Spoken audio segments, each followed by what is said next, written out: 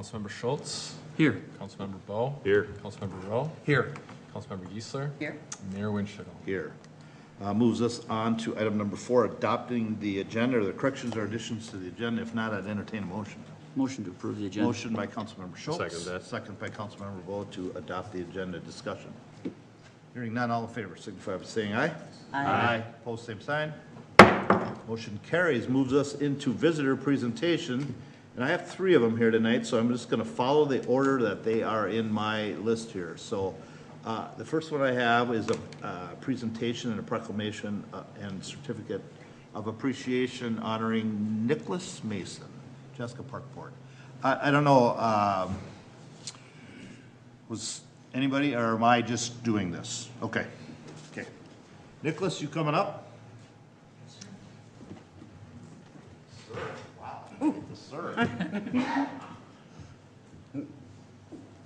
He's always been polite, if anything. Always a pleasure. So tonight, I have a couple items for you, and for anyone that is unfamiliar. Nick has been on our park board, would be 9 years at the end of the year, but due to some health issues, has to leave us early, which we are sad about, but we understand that health is way more important than serving on that board, and we'll still get your input, I know we will. Nick doesn't miss us, so I'm gonna start with the proclamation. So, in recognition of Nicholas Mason, whereas Nicholas Mason was first appointed by the City Council to the Parks and Recreation Board January 5th, 2010, whereas Nicholas Mason has served as a mentor to other board commissioners. Whereas Nicholas Mason served an integral role in establishing Gree Park and Fireman's Park, served on the City Square West Task Force, and has been an advocate for the dog park. Whereas Nicholas Mason was prepared for every meeting with a keen attention to details and the ability to ask thoughtful questions. And that statement there's not a more true statement about Nick Mason. That guy had researched everything. And just for anybody that doesn't know, he was a past reporter, so that kind of fills in there. Whereas Nicholas Mason demonstrated outstanding leadership, dedication to making Chaska's quality small town during his 9 years on the Park and Rec Board. Whereas the Chaska Parks and Rec Board, along with Parks and Rec Director Marshall Grange, wish to thank Nicholas Mason for the opportunity to serve with him. Now therefore it be it resolved that I, Mark Winchell, Mayor of Chaska, City of Chaska, on behalf of the City Council and the citizens of Chaska, do hereby honor Nicholas Mason for his service on the Parks and Recreation Board. In witness whereof, I hereto set my hand and the seal of the City of Chaska this 30th day of July, the year of our Lord 2018. And this is for you.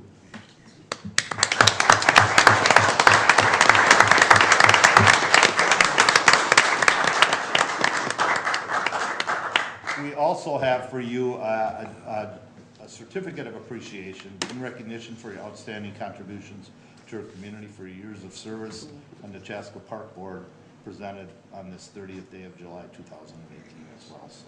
Very nice. Thank you. And I'm going to give the microphone to you. Oh, that's dangerous.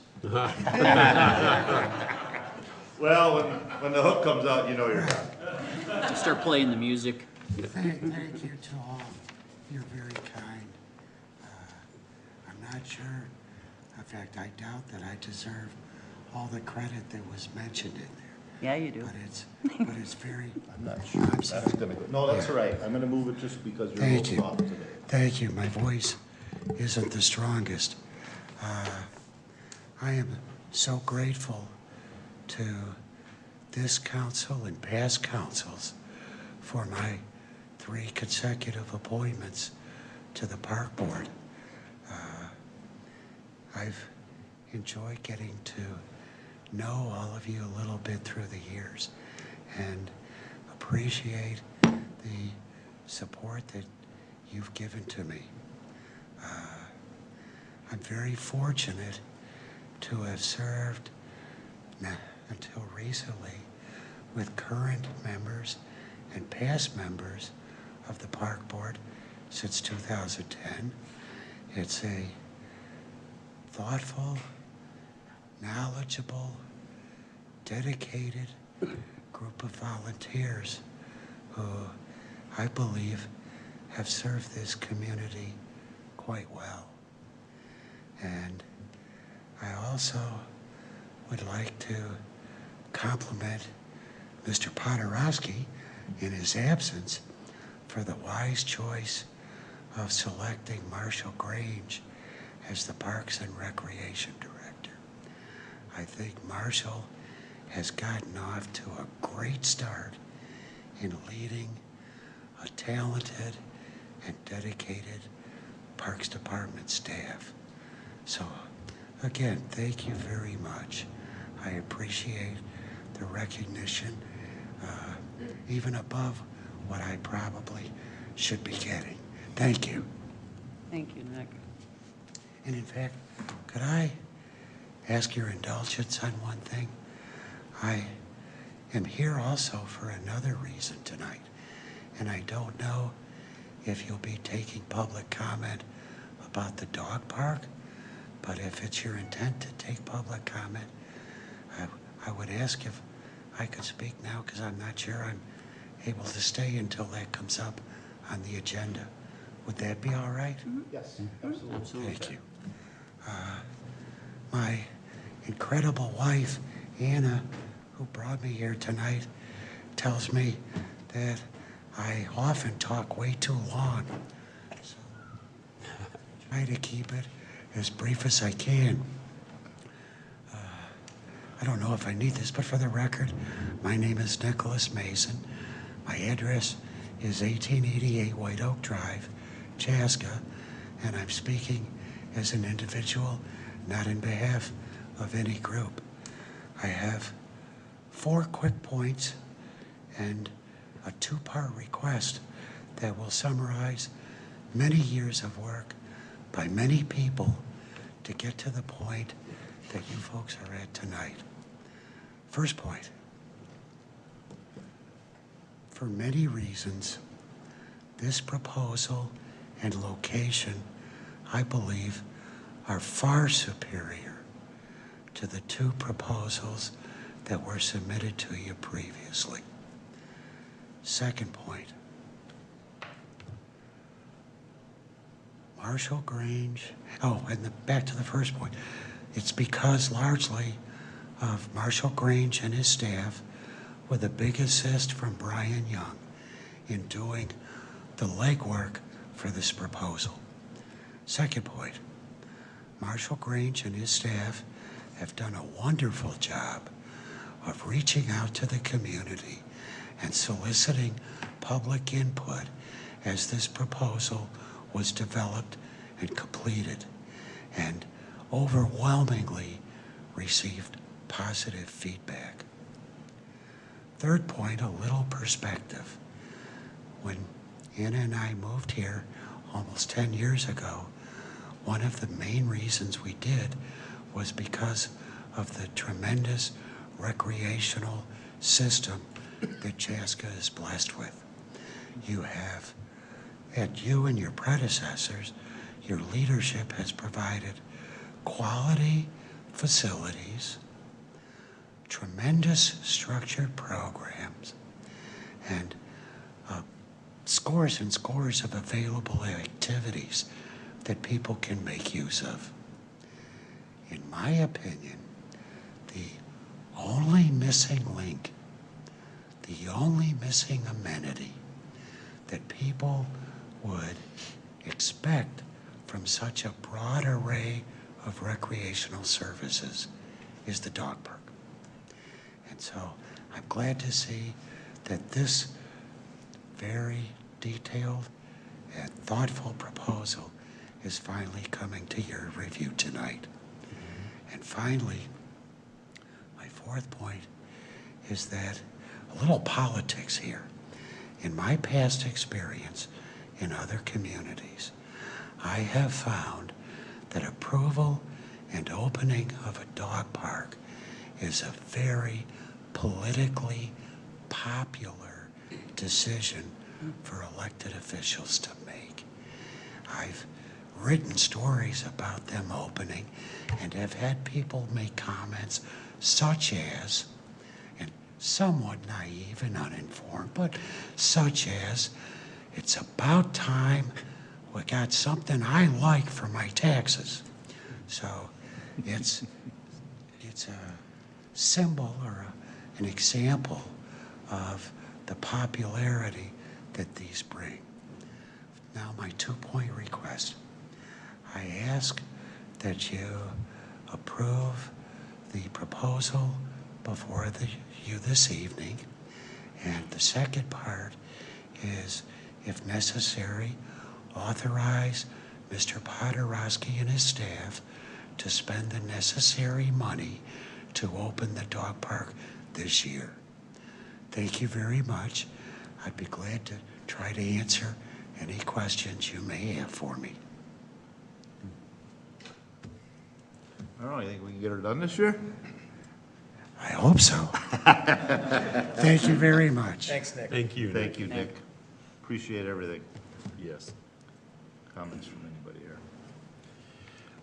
I remember, Nick, when you first started on the park board way back then, and it doesn't seem like it's been that many years already. That goes by in a hurry, doesn't it? But thank you so much for all of your time and your effort and your expertise. As the mayor said, you always came prepared and asked the questions, the good questions, the important questions, and sometimes the hard questions too. But it was always much appreciated, and I think we're better as a community because of it. So thank you very much. See, I always remember Nick more as a hard-nosed reporter, asking me a lot of questions. Those are the good old days, right? I think that's a thank you to you as well. I was really happy they sent you to Carver, by the way, because then I didn't have to deal with you over here. That was the one thing. I'd read those Carver articles and I went, oh my God, I'm glad he's over there. So That's so funny. Yeah. Well, it's been don't great. let that get having- back, Alex. No kidding. Thank you for all the years you gave to Chaska, because you've made a huge difference. Nick, you have. And I'm grateful you're my neighbor. So, keep in touch.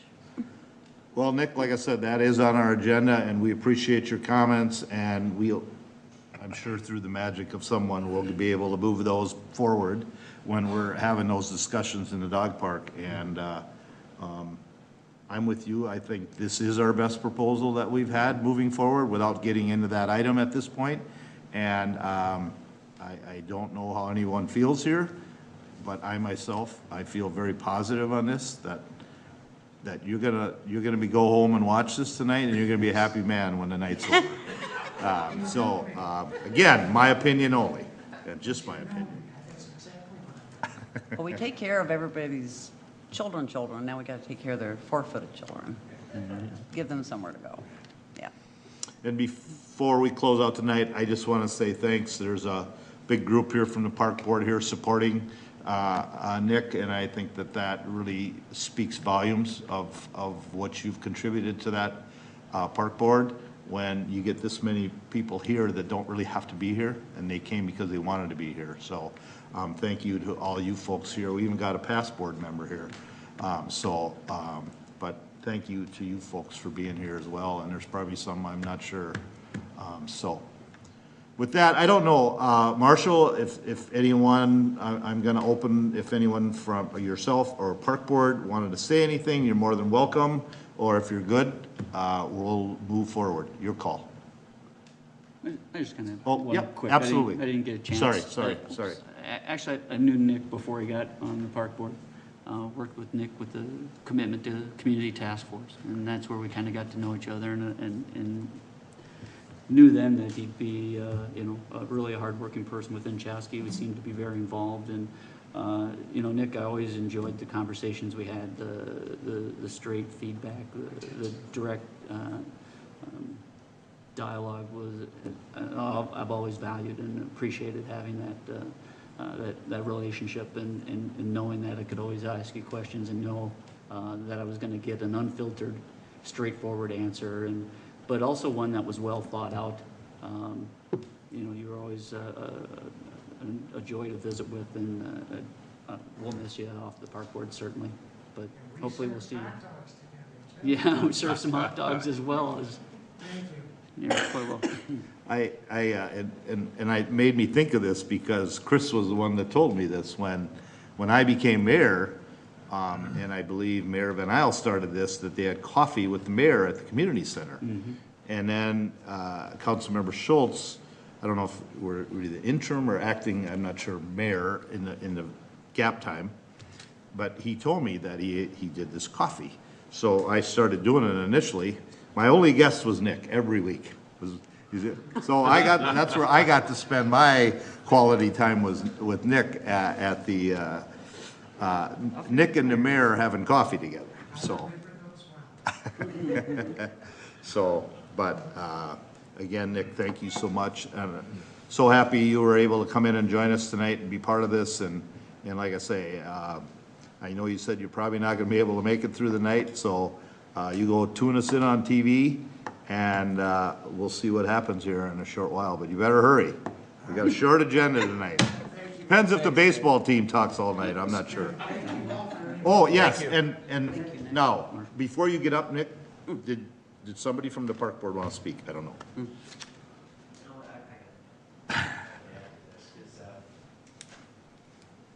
David Roan, 1840 Park Ridge Drive, Parks Board member.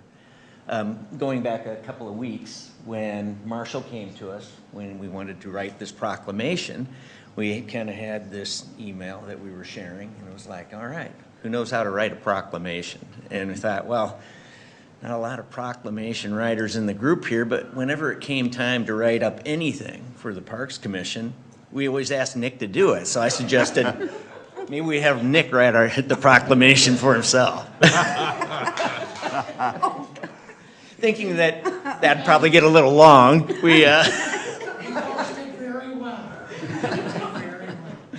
No, but yeah, that was really, among the great contributions that Nick made to our commission was that, when we really needed to be articulate about the kinds of motions that we wanted to send to you, that he was able to wordsmith those things for us better than anybody else. And so we'll certainly miss that.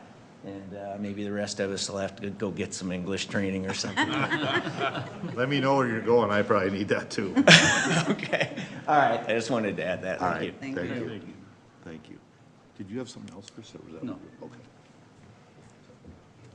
Yeah, just as the Parks and Recreation Director, I would just like to thank Nicholas, and, I haven't even been here that long, so I haven't gotten to know Nick that well, but he was the first park board member to seek me out when I came to the city, and I was grateful for that because we had a really good conversation and just felt a really strong connection, just the passion about parks and recreation and what that brings to the community, and even just talking about the importance of family. So appreciate everything Nick has done and look forward to more. No. I guess you still don't listen. Marshall's example is right on target. I called and asked if we could meet for half an hour, and like Anna says, I talked too long. We met for an hour and 20 minutes for a half-hour scheduled session. But that's a Nick half hour. It's an hour and 20. All right. Anyone else? If not, thank you all. Thanks. Thank you. Thank you, Nick. Take care. Thank you, Nick. Thank you, Nick.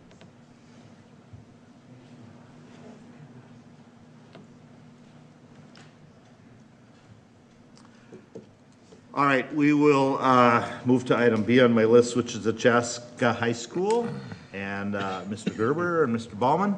Baumann, you got to do all the talking tonight. I don't want to hear anything from Gerber. I promise.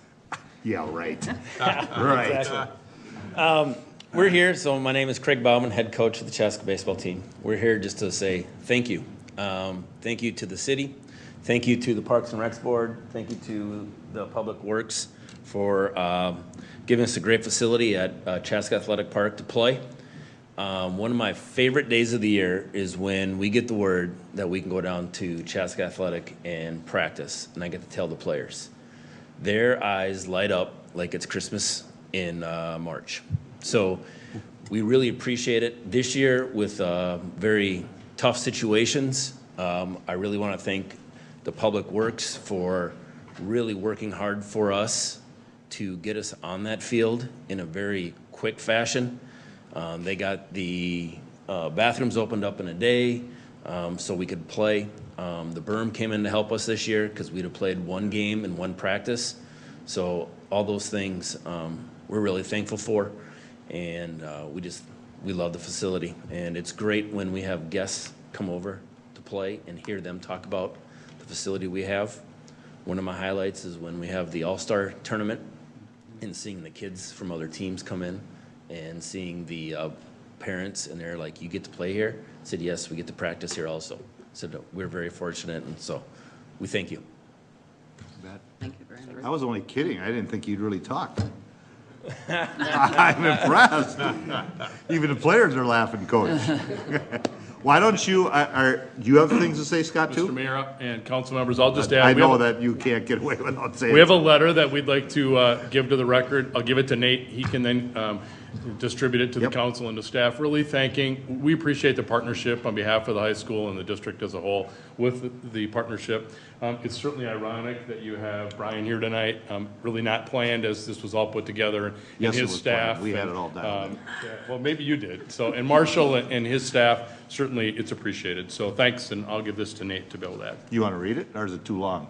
No, it's too long. All right, all right. Why don't you, Mr. Baumann, as long as you have these fine gentlemen here, why don't you introduce yourself to the 1.2 million viewers out there watching tonight? No, it's I'll let these guys 1.3 have now. the honor to introduce. No, I mean, have them So they introduce can- themselves. They can speak. Their moment of fame. And basically, say your name and what grade you're in.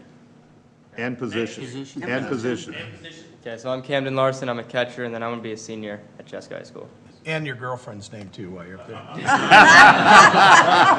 He thought about it. Yeah, he thought about it. Yeah, He wasn't sure which one he wanted. that's a quick lesson I'm there. Mac Moore. Discretion's a better part of valor, right? I'm Mac Bourne, I played third base, and I'm going into my junior year of high school. Nice to meet you. I'm Connor Rodriguez, I'm gonna be a senior, and I'm a pitcher. Okay. Ooh. Teresa? I'm Is Charlie that your mom? Dardis. I'm going to be a junior next year, and I'm also a pitcher for the team. Fantastic. My name is Logan Van Sant. I play shortstop, and I'm going to be a senior. Awesome. Very good. Awesome. And he might look like a player still, but this is Brandon Arnold. Brandon's one of our assistant coaches. So we're really fortunate to have a great coaching staff under Coach Baumann, please. You're right. I thought he was a player. Are you related to Justin, or no? That's my younger brother, so you can see the resemblance. We're very fortunate to have both of them. Yeah, and for anyone that didn't understand that, so we put a berm in about 3 years ago, I think it is, right, Brian? 3? Because 14 we flooded. So, and what Coach Baumann references is that based on the river numbers, that they would have maybe got one practice and one game in. And I think Brian told me that the water would have just finally receded about 2 weeks ago, or a week ago even? About a week ago. So, ultimately that meant that Athletic Park would have been done for the year. And in the meantime, we've hosted multiple tournaments there and had multiple large games there. We had phenomenal coverage on the Town Ball Tour for Channel 9. All of that, none of that would have been possible if we hadn't put that berm in, and that's, for anyone out there that's uncertain what we're talking about, that's what we're talking about. And so I think we're really close to, if not paying ourselves back for that berm by not having to clean up and redo the park multiple times. So awesome. Well, I don't know if you guys got anything else. Otherwise, thank you very much. We appreciate this stuff as a council, and I'm happy that the park staff is here. No, I didn't plan it, Scott. I had nothing to do with it. But it's really nice to see you and to bring your players here again drag them here on a Monday night and be here and gentlemen that they are. So that's really awesome. So thank you guys, and we'll keep that partnership going. Future Cubs? Any of you? Well, his brother is. Yeah, see? No, I think Victoria. some future Cubs out there. No, I thought he was pitching for, didn't he pitch for Cubs the other night? Your brother? Pitched for the Cubs, right? Oh, the Rodriguez. Oh, I thought you were talking Arnold's. Okay, No. yes, yes.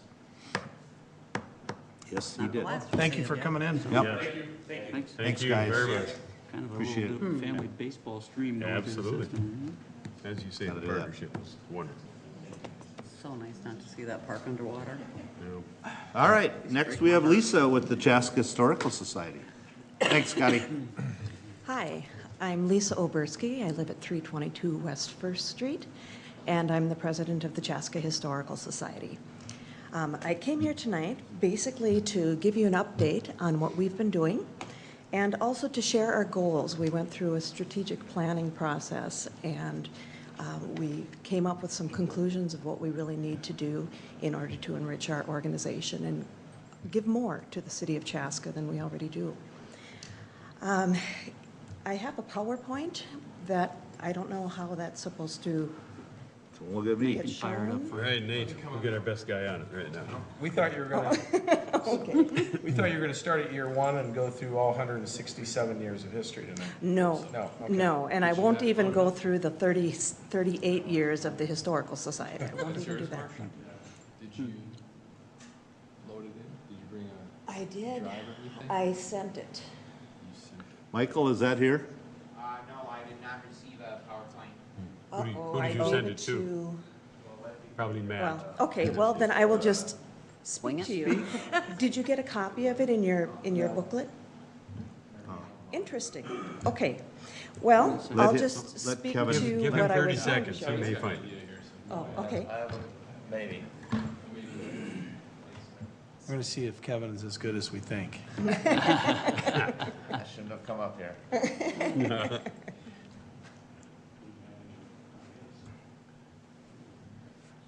It's a chance to see our beautiful website.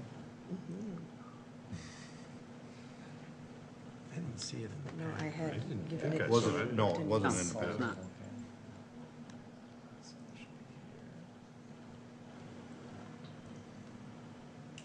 Ah, Look at this guy. You're magical. It's hiding stuff all over the place. very nice. That's why he gets paid the big bucks. Yeah, right. Scroll on different pages. Okay. So, yeah, let's go back. Come on. There we go. Know that that's how you Okay. can access that. So this should be familiar to you. The mission statement of the city of Chaska. And what I wanted to point out in this mission statement is that consistent with its mission, the city will strive to maintain its unique historical small-town image and sense of community while supporting the well-planned growth. And the reason I wanted to emphasize that is because I wanted to follow that with the Chaska Historical Society mission statement, which is to honor the rich heritage of the Chaska community by collecting, preserving, recording, and sharing its history. And so you can see how wonderfully our mission statement and the city mission statement dovetail into making Chaska into the best small town in Minnesota. To give you an overview of the Chaska Historical Society, there are about 165 members. There are, of those members, over 20 regular active volunteers.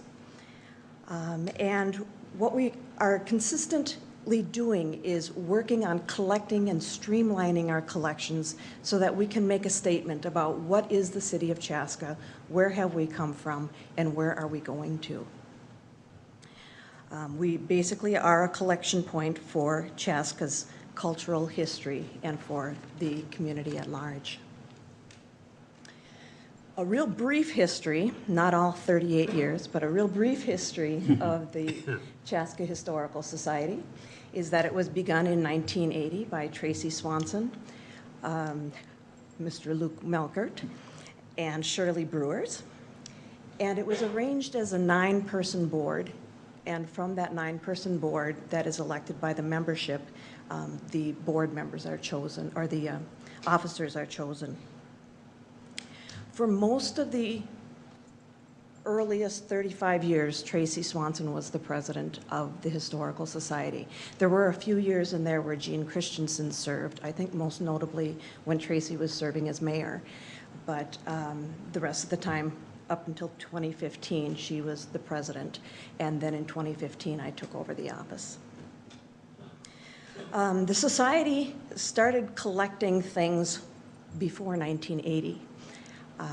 And those items were stored usually in Tracy's garage or attic. But in 1988, the society was lucky enough to have the support of an earlier city council that gave us space in the Christian Klein mansion on the second floor and third floors of that building. And that way we could even collect more items to continue serving that, or demonstrating that cultural history of Chaska.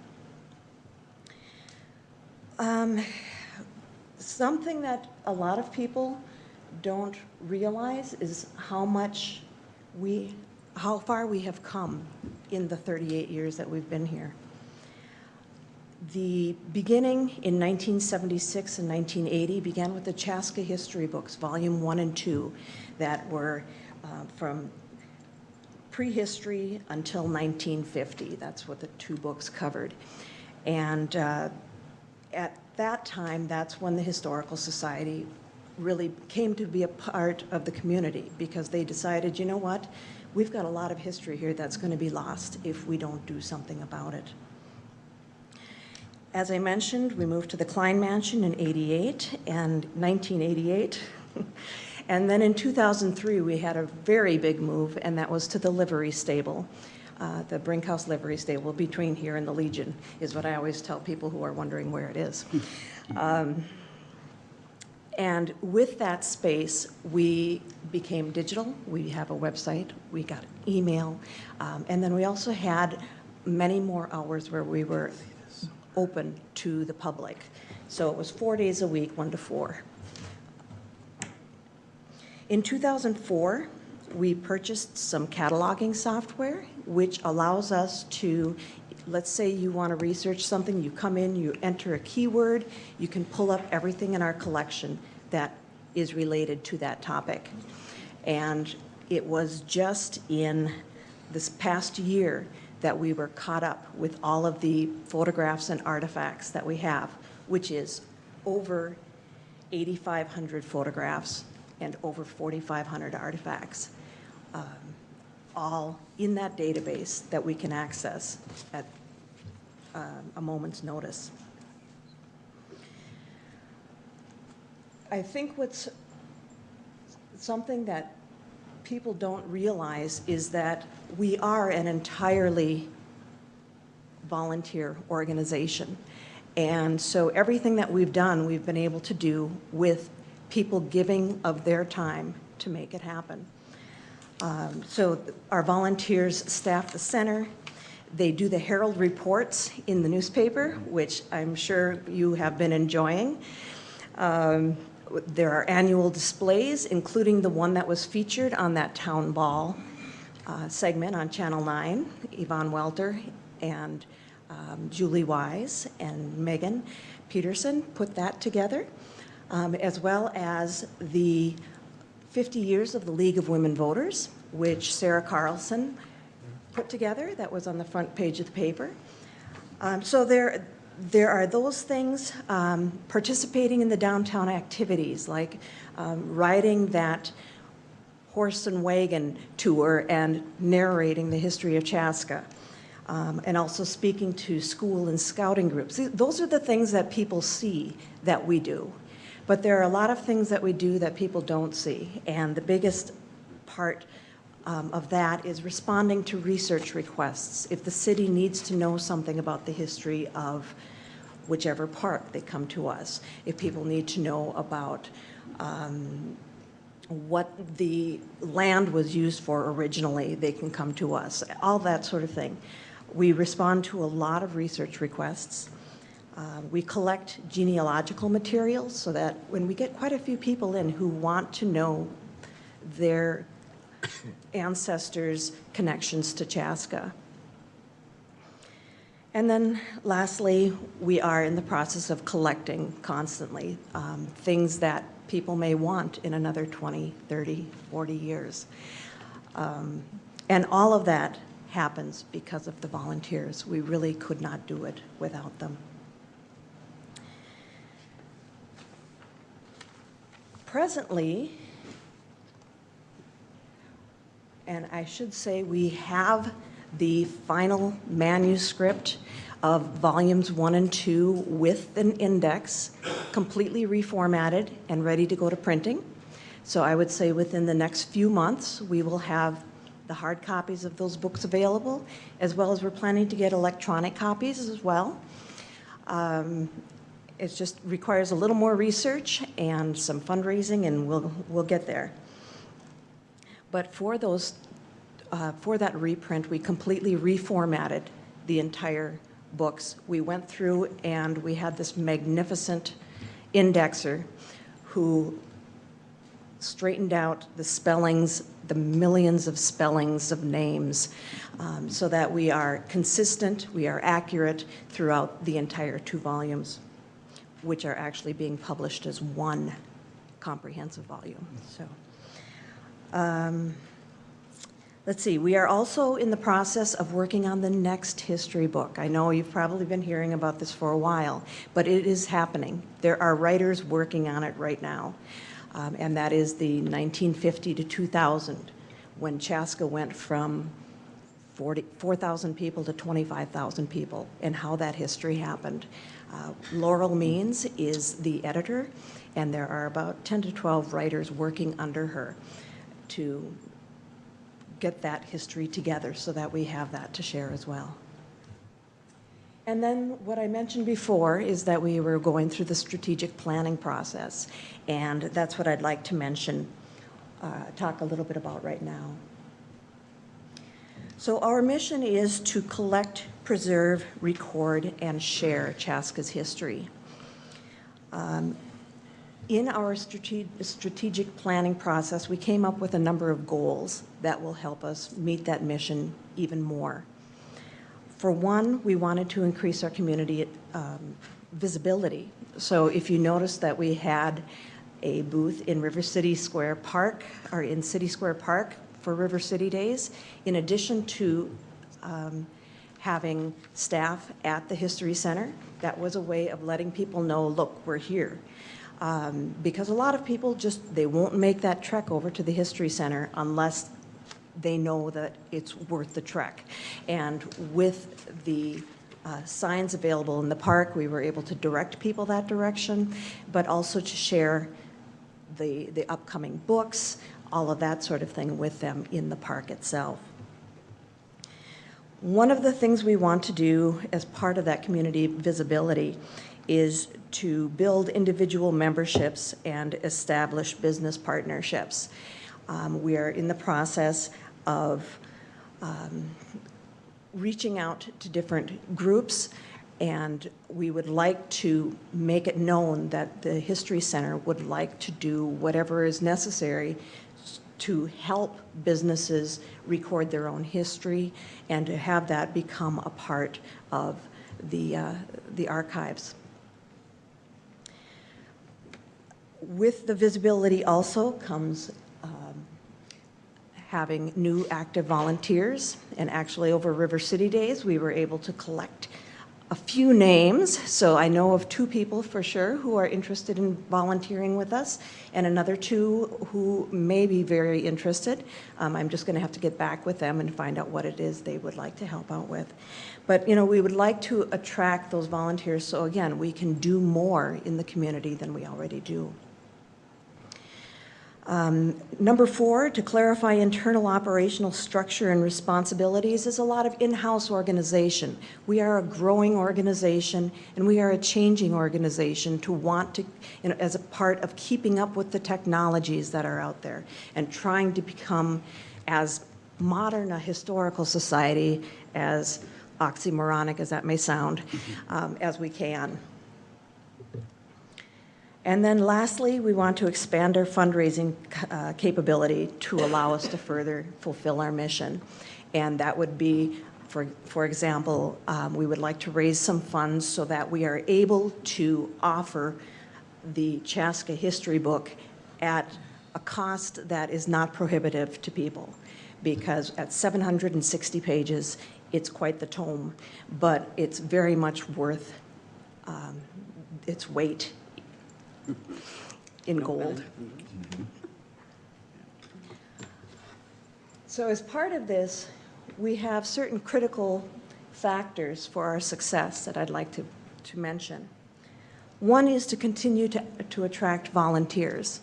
And a lot of organizations are having difficulty with this right now. And the reason is people are really busy. People are busy with their kids, they're busy with their grandkids, they're busy with sports, they're busy with other organizations.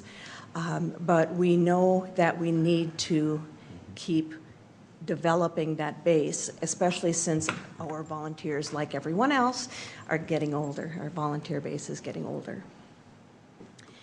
We also know that a critical factor will be to garner financial support, and that's part of the reason that we're looking for those business partnerships, is to see if we can build that financial base.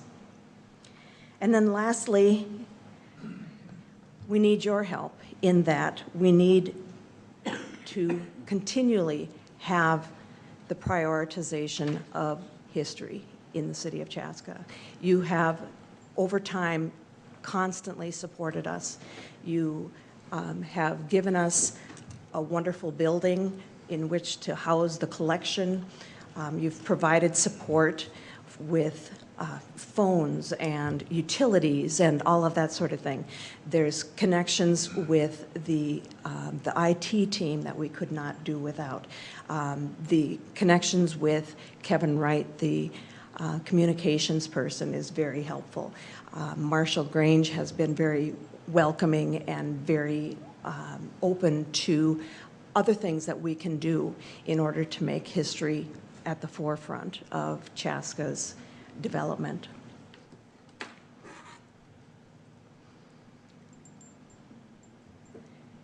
Confucius spoke a long time ago, like 550 BC or BCE, and said, "Study the past if you would define the future." History is so important because it tells us what we have tried to do to reach our goals, whether those attempts were successful or not, and why they were successful or not. And that cumulative knowledge allows us to more accurately determine our future. The last thing I would leave with you is this question to ponder, and that question is this: what can we, as the members of the Chaska Historical Society, what can we do to help you further your goal, further achieve your goal of being the best small town in Minnesota? Because that's why we're here. Thank you. Thank you. Well, I think there's one thing that Lisa missed out is that in our packet there was, I did find it when I went in the way Kevin did, but there's a membership, and memberships are really reasonable for it. And again, this is for people out there listening. Individuals $15, families are $25, and seniors 62 and older are $10. And that's a great contribution to, to help these folks do what they do. May I make one comment about that? Sure. The membership rate may be going up in the fall, in which case, if you sign up now, you'll be good for a year and a quarter at that lower rate. Fire sale, let's get her done. Before midnight. And I'm sorry, I should have asked if there were any questions that I could answer for you. No, we would have drug you back up here if we had questions. But, you really, to your question to us, I think is doing what you're doing, because you are that, you're taking that information that's all out there and keeping us, because not a lot of people probably relive their history as much as we do around here. And that's only because of our history center that we can go over there and either find something if you're looking for something, or go over and the different displays and see those things. And so I think to answer your question is, you guys are doing that for us by being there, cataloging, making displays, putting articles, or putting the past histories in the paper each week. Those are the things that are important to keep us who we are. And our identity is that we are a small town. We try to keep that small town feel and image, even though we continue to expand. And I still get that from people. You know, I like coming here because it still feels like I can walk down Main Street and say hi to people, or go to the grocery store and I know 10 people, or it takes an hour to get out of the grocery store because I know everybody. Those are the things, you know, that people still talk about. You know, we always talk about that best small town, and, you know, and I think those are the things that people see once they get here. It might take a little bit, but it's there. And part of that, a lot of that is what you guys are doing. So thank you for what you're doing, and that's really important to keep our history cataloged and available for us, so. I was down at City Square this past weekend, the booth there, and they were showing the Chaska history books. So the first one, you know, goes for the first 50, and then the next one they're writing, right, goes, or the newest one coming out goes up to the year 2000. Is that correct? The second book Right. will be 1950 to 2000, yes. So it sent me a little bit into a mortality thought that I won't be around to see the third volume probably. So, because the next one would be 2000 to 2050. Maybe. Yeah, you will. Maybe, if I'm lucky. Oh, your daughters. Yeah, exactly. Your grandkids can read about it. And so this is a 501c3, so it is tax deductible for anyone that's uncertain about that, so.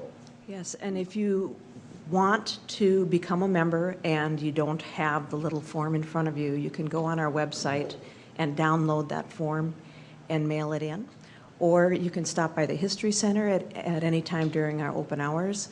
And as we get more members, more active volunteers, we would like to expand those hours to some Saturday times, because we understand working individuals have a hard time making it during those hours. But it's going to depend upon, you know, once again, working together, and we can make it happen. And those hours were, again? Tuesday through Friday, 1 until 4 in the afternoons. Perfect. And how long are you going to have the displays that you have up till November, did I see? Mid-November Okay. is when we will be starting to take them down in order to be ready for Hometown Holiday in December.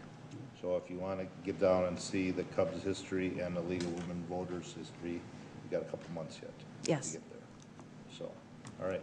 And have Questions? you already saved to electronic files, all these old pictures and all of that? So they're cataloged in some way, or you're working on that, I would imagine?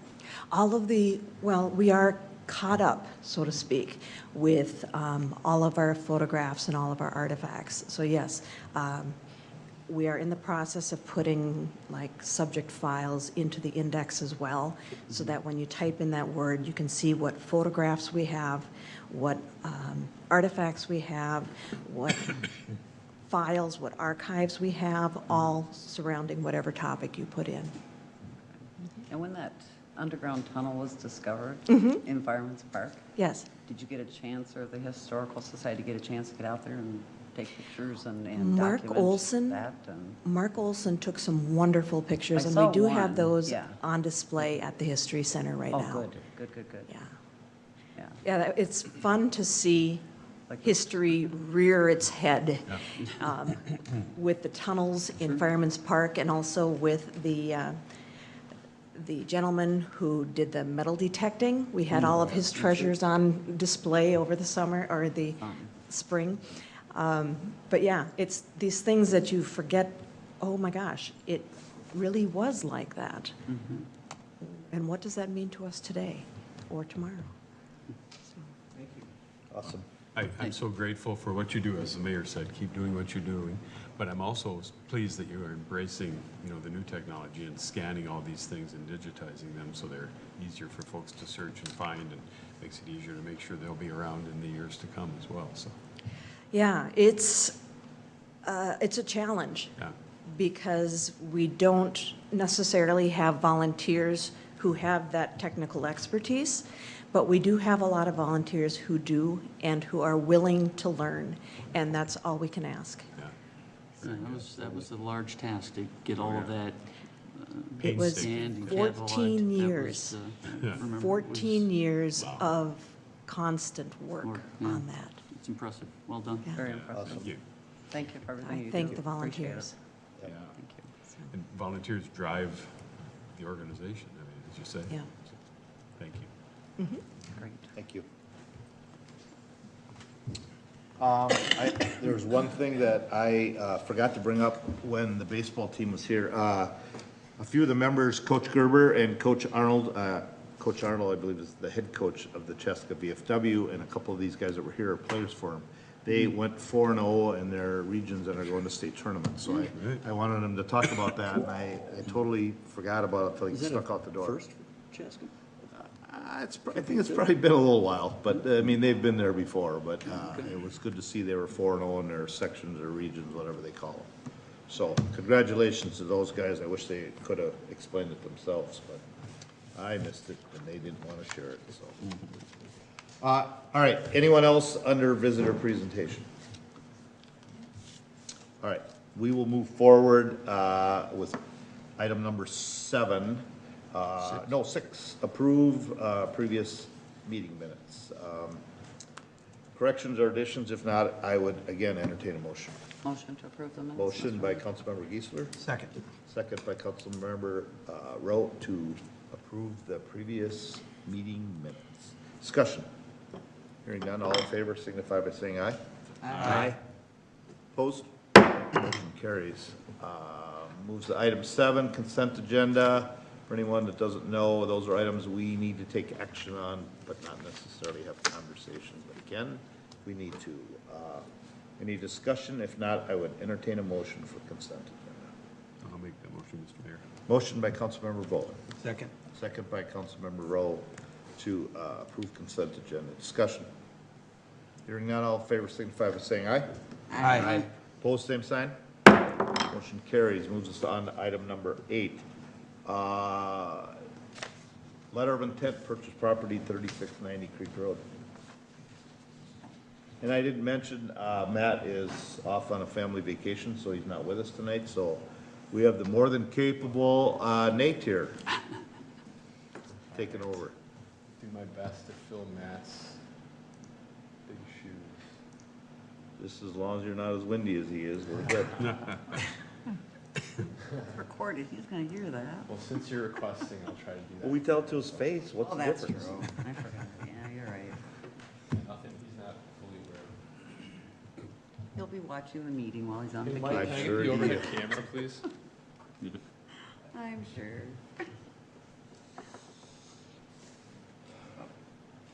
Thank you, sir.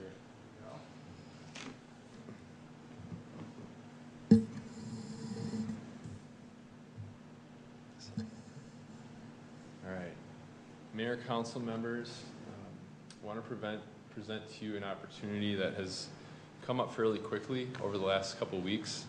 And it's one that we think could give us a few different strategic objectives or advantages on different things that we've been talking about, with the council in the past. So I want to just kind of lay this out.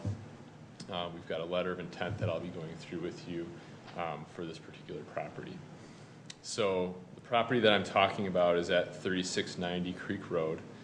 If you're familiar with that area, there's a red barn situated on that property. Or it's not even a barn, it's more of a pole shed that's there today. It's got an access onto Creek Road, and it's a very pretty property. It's got some pretty steep slopes on there, and then actually, and I'll show you another visual shortly here, a portion of it is on top of the bluff line as well. So it's it's a pretty interesting piece of property. But really, the thing that brought interest to it is that pole shed that's located there. And the reason for that is we did plan in the 2018 CIP to have $55,000 to build a storage shed facility to serve MSB functions. And the thought at the time was that that shed would go on the former substation site in downtown Chaska here. Now that this opportunity has presented itself, the suggestion would be that we use that $55,000 towards obtaining this property, and that would cover a portion of that purchase. The reason being is multifold. So let me give you the next. This is really to give you the orientation, so I hope you understand what you're seeing here. Here's Fireman's Park, Creek Road, heading north, and the property is up here. So the homes that are on Creek Road today really end at this point right here, and then there's a number of homes that follow the road, and then this would be the next piece of property that's currently has a direct access to the road. After that, we don't really reach any property that are accessing the road until we get to the Cottrell property. That's to the north, just before the 212 overpass. So let me provide you the zoomed in version. So to come in a little bit closer to the site, this is where I can start talking to you about why we see this as, achieving some strategic objectives for us. So number one is the pole barn on the site. We've had our public works crew go out along with our city engineer and review that pole barn. It's a very sound facility. It's a facility that would meet the needs that we have for storage.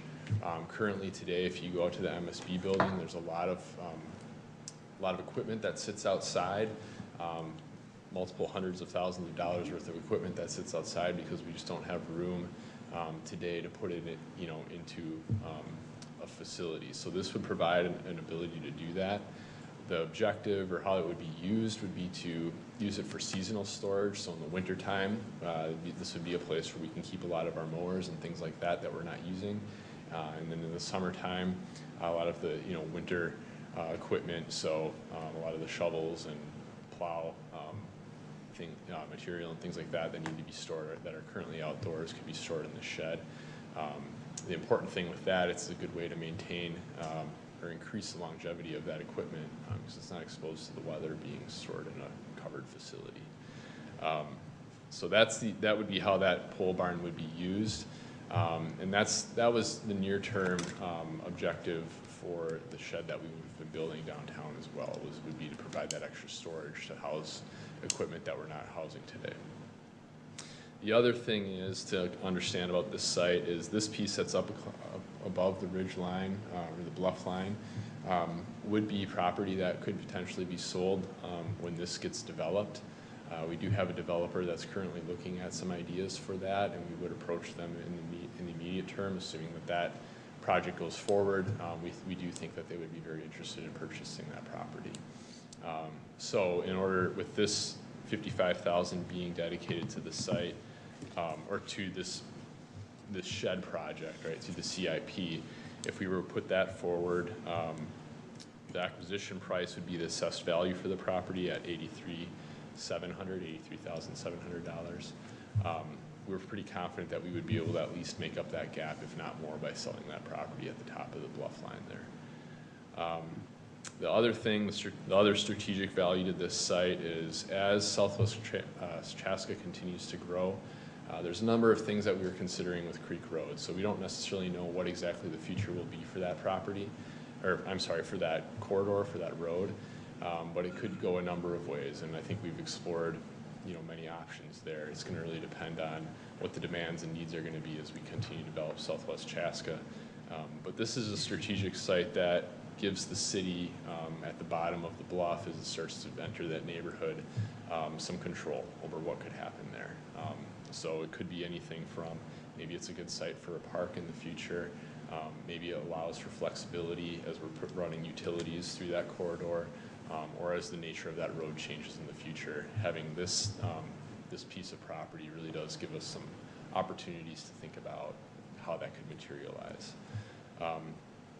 So the idea here is we were approached by the owner of the property, Jerry Bontrager, who's owned it for a number of years, recognizing that the shed may be of use to the city, also recognizing that the creek runs right through here, so it's a pretty scenic piece of property, wondering if we would have interest in it. And as staff reviewed that property, recognizing that this pole barn that exists today could serve the need that we have and that we've stated, and also recognizing that there's some other strategic, objectives that could be achieved by owning this property, we went forward and negotiated terms to put the letter of intent that's in front of you together.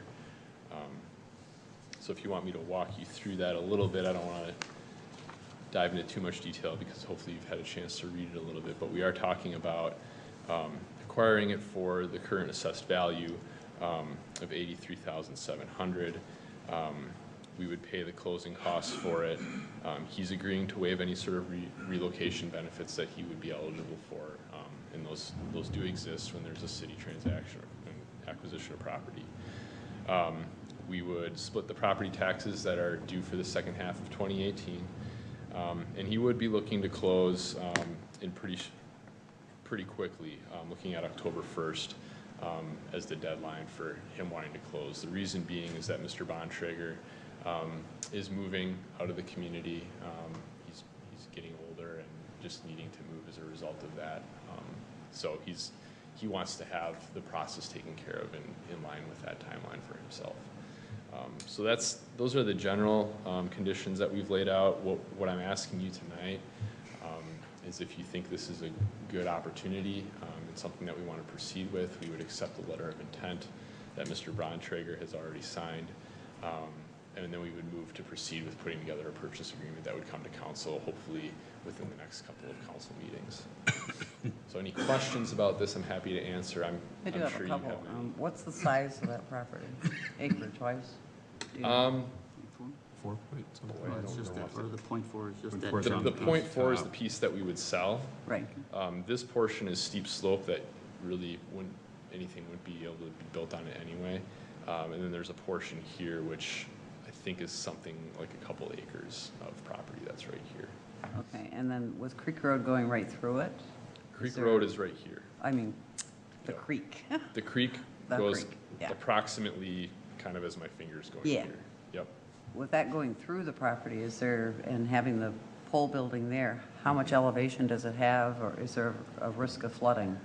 I was going Our to say equipment. that. Yeah. In 2014, when it flooded in June, that part of the property stayed high and dry, so I think we're pretty safe with it. Yeah, because if we're going to put expensive equipment in there, I'd want to make sure it's not going to No, flood that's it. a good question. Yeah, so. But it is elevated compared to that creek, correct? Yes. Okay. Yep. Yeah, there's a pretty good slope to the property as it heads towards the creek. If you go out there, this area is pretty well mowed and easy to navigate around.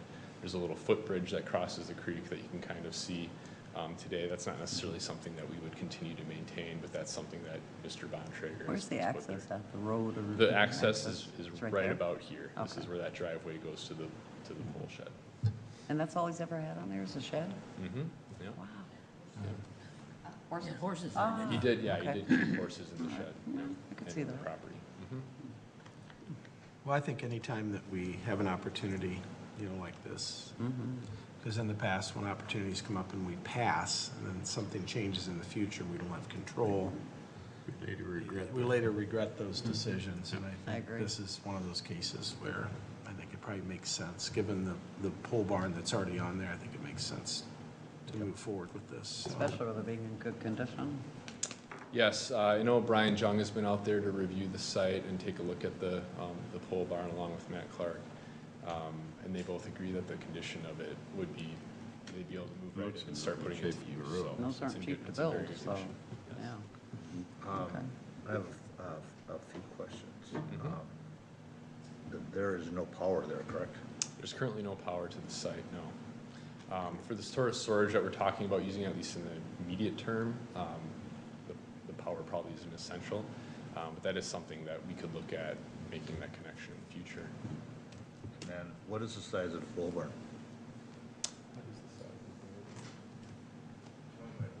20 by 40? 20 by 40? Thank you. Is, the only thing that I I'm just struggling a little bit with is knowing that site and knowing the steep slopes, and it's 83,000 for a piece of property that doesn't have a lot of really value as far as putting anything on there. Is it something do we double check if that, I don't know how that works, but is it being overvalued? I mean, I think about it that you have this piece of property and really, there's nothing you can do beyond that where that pole barn's. At least, I don't know, I've been wrong a lot of times before, but. Yeah. You know, a part of the reason for that value could just be the sheer size of that parcel.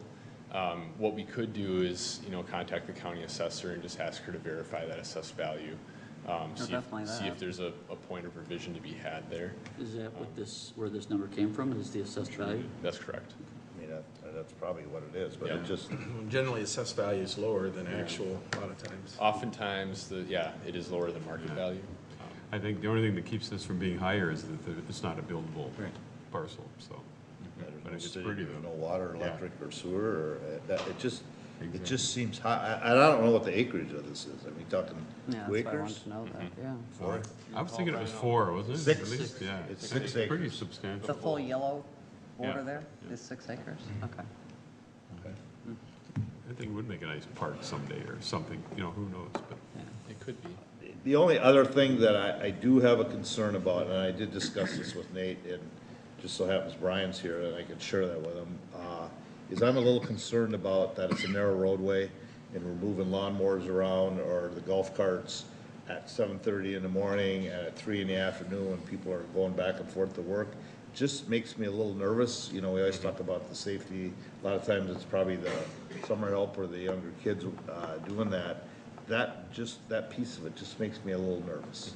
And I don't want to put you on the spot, Brian, but that's. When we looked at the site, that was one of my first concerns as well. But when we looked at it and we've seen it as more transitional storage, this is not going to be visited on a daily basis. This is more put equipment in the fall, take equipment Seasonal out in the storage. spring. Really, it's Oh, seasonal. see, now I understood it different because I thought it was storage for equipment needed for downtown. But are you just talking about putting it away for the winter? Yeah, we're going to primarily use it as seasonal storage.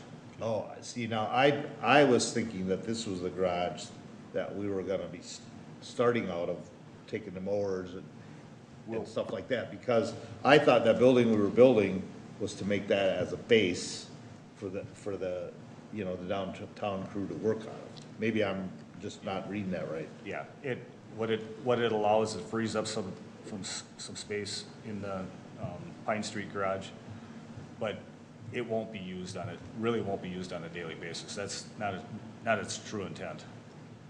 Okay, because as I read it, I looked at it as daily usage for the lawnmowers for downtown, but that's not the case. Okay, and what we planned to build that was not the case. Again, that was more for storage initially? Well, this really fits a niche, and it's built and gives us the opportunity to, well, eventually the sewer has to go up Creek Road.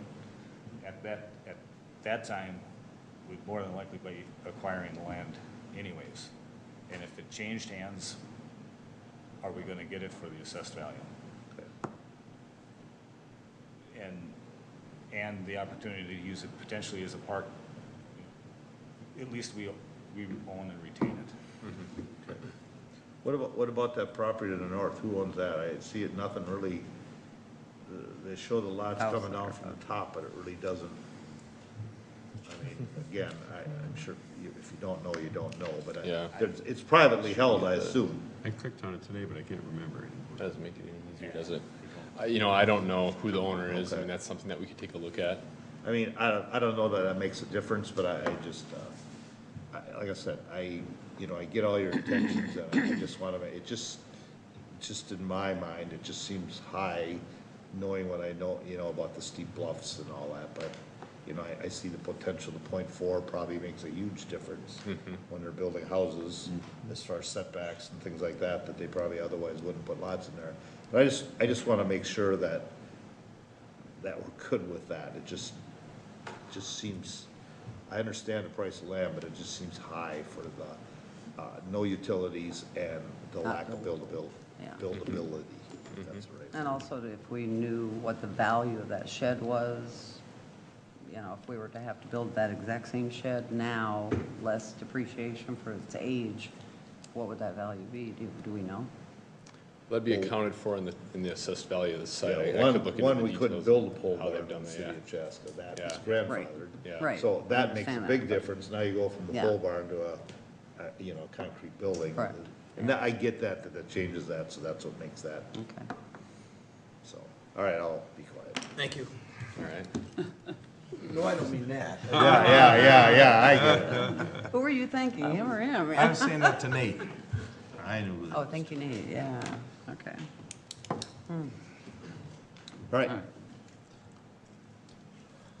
So you are looking for a motion to move forward? Yes, so the motion would be to, and I don't have, let me see. I can Accept pull the this letter up. of intent. Yeah, basically accept the letter of intent, and Okay. you'd be directing staff to move forward with. And then we'd drafting. move forward and would Purchase ultimately have to come back then again? That's correct. Okay. Okay, so it's not final by doing the letter of intent.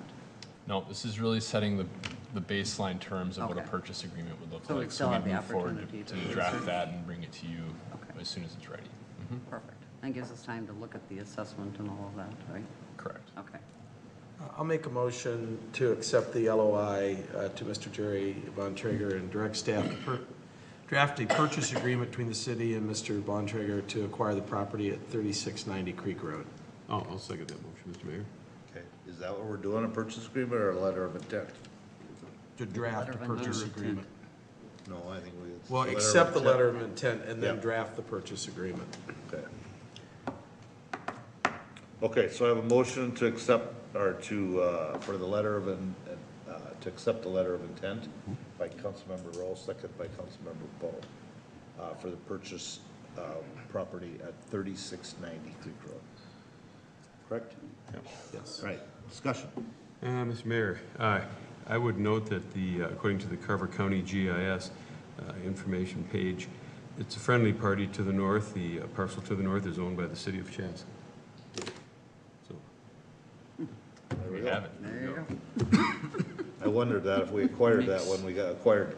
Makes things a Great bit road. more complete. yeah, it does. Well, because if you looked at that, none of the lines came down to the road, that's why I was Exactly. asking Yep. that, who owned that, so. So anyway, Thank you, Councilmember Bo. yep. All right. Any further discussion? Hearing none, all in favor signify by saying aye. Aye. Opposed, same signs. Motion carries. Moves us to item 8B, Lions Park off-leash dog area. Okay, Nick. Casey's watching at home. Wake up, Nick. We're back on. Yeah. All right, Mayor, council members, I'll quickly introduce this and give it over to Marshall, but I just want to let you know, what Marshall's presenting tonight are the final plans, for an off-leash dog area to be placed at Lions Park. So we've gone through quite a, public process on this at this point, collected quite a bit of feedback, and Marshall's going to be, summarizing that for you all, but what he'll be asking for in the motion that we'll be making tonight would be to accept that final plan and then authorize staff to move forward with implementation, should you choose to make that motion tonight. So Marshall, it's all yours. All right. Thank you, Mr. Mayor, council members. On behalf of the Chaska community and the Chaska Parks and Recreation Board, I'm excited to be here tonight before you and discuss a proposal for an off-leash dog area to be implemented at the Lions Park. Listening to some of the commentary before while Nick was here, maybe I don't even need to give the full presentation. But No, I said that since was we put the work speculation. into it, we That will was speculation. go on through. It also dawned on me as we were listening a little bit about history, we have the potential to make some history tonight in implementing Jason, the yeah. first designated dog park here in Chaska that maybe can go into that third book in the future. So first of all, before I get started, I'd really like to take the opportunity to thank the multiple staff that have helped out with this project. Within Parks and Recreation, Mary Monteith and Aaron Link were a big part in helping me throughout this process, along with a variety of other staff who helped with some of the community engagement. In Public Works, Brian Jung and Scott Selkin provided a lot of input into what should be included in this, and obviously going forward, their involvement in coordinating the build-out of it and the ongoing maintenance. Police Officer Julie Janke as well, had some conversation with her and some of her staff regarding the park rules. And then also Kevin Wright, Communications Manager, to help promote some of the stuff we've been doing with this project. So I thought tonight I would go through and review the planning process we utilized, recap some of that community feedback that we received, and then from there kind of go into some of the concept designs, the cost estimate, potential implementation plan, and then turn it over to see what questions you may have. So back in April, we started out with a joint work session with the council and the park board. Me being new to the organization and understanding that the park, a dog park, has been a long time goal. We obviously realized that the challenge was identifying the right location. And so it was important to kind of bring everybody together and for me to kind of get a better understanding of what some of those past locations that were being evaluated were. And then also to present a new idea, which in the end, everybody seemed to have favor to. And out of that joint session is where staff received direction to explore this Lions Park site that I'll talk about tonight further. So with that, we as staff reached out to HKGI Consulting Group to review this site with them and have them help us develop some concepts to work from. And from there in May, we had a work session with the park board to review those concepts with the park board. A lot of good conversation there, good feedback, which allowed us to go back to HKGI and kind of hone in the concept that we wanted to present to the community and ultimately start getting their feedback, knowing that there was still some items for discussion and things for them to be involved with. So from there, I believe the Chaska Herald took note that we were exploring this project and did a Facebook post which generated a lot of great community feedback to get the conversation started. So we appreciate that. And then we as staff and as a park board planned a community engagement event for the community. We wanted to do it kind of open house style.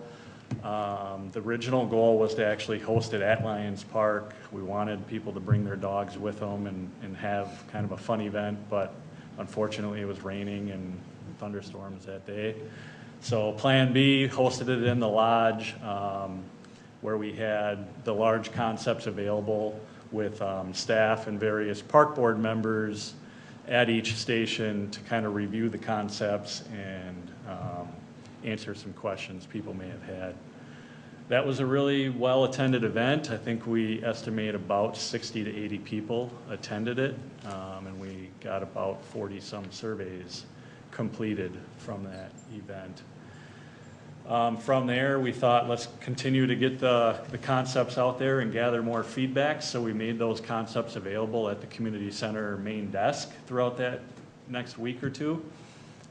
Drummed up a lot of good conversation there, and I think we got about another 40 or so surveys submitted via that.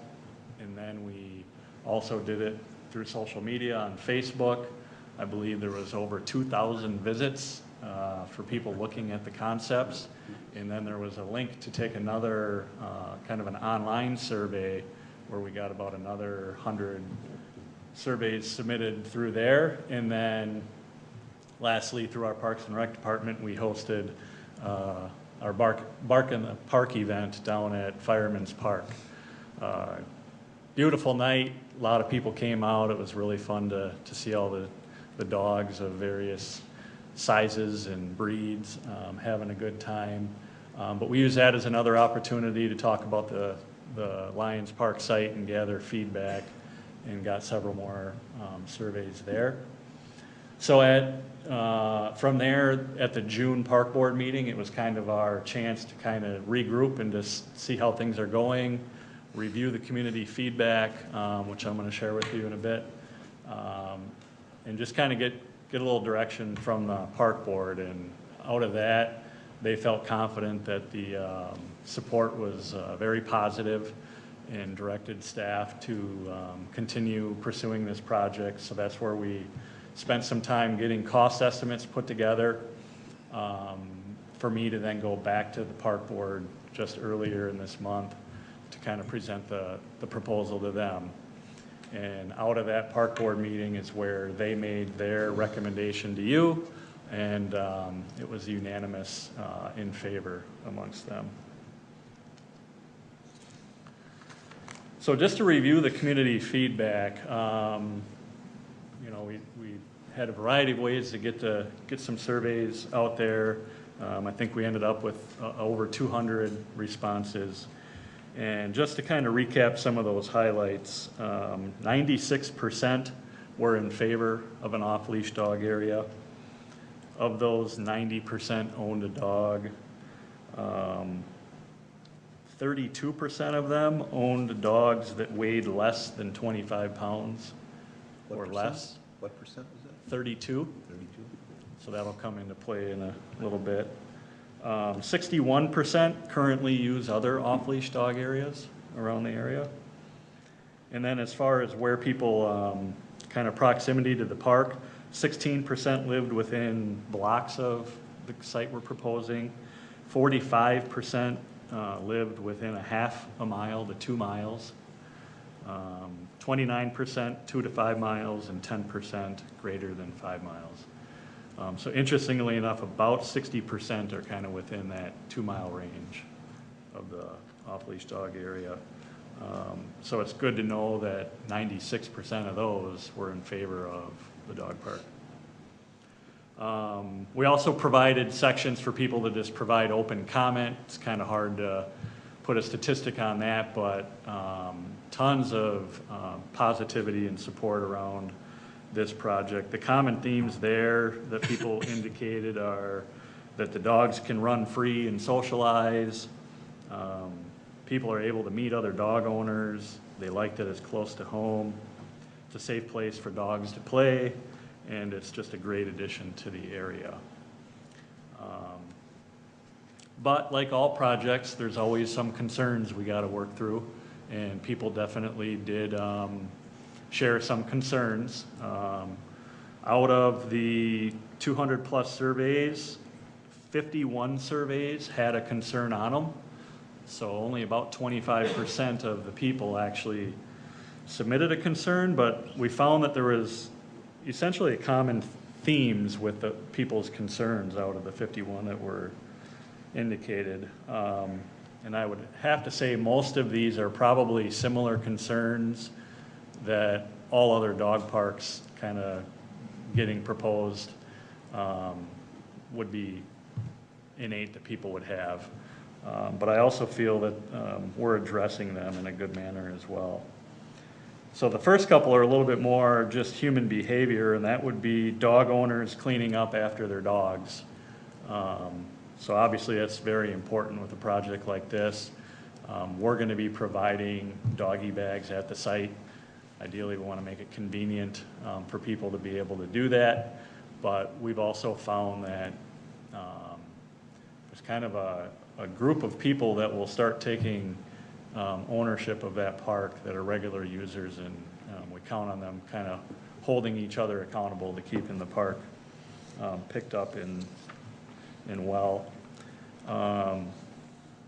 Obviously, there's always concern about other people's dogs and maybe aggressive behavior or being an unfriendly dog. You'll see within our park rules that we essentially don't allow aggressive dogs, so there will be some education that comes with it, but there's also the ability to enforce that over time and working with the police to handle those types of situations should they arise. Noise is something that people indicated, although I think it's safe to say if you ever have been to a dog park, typically they're pretty quiet.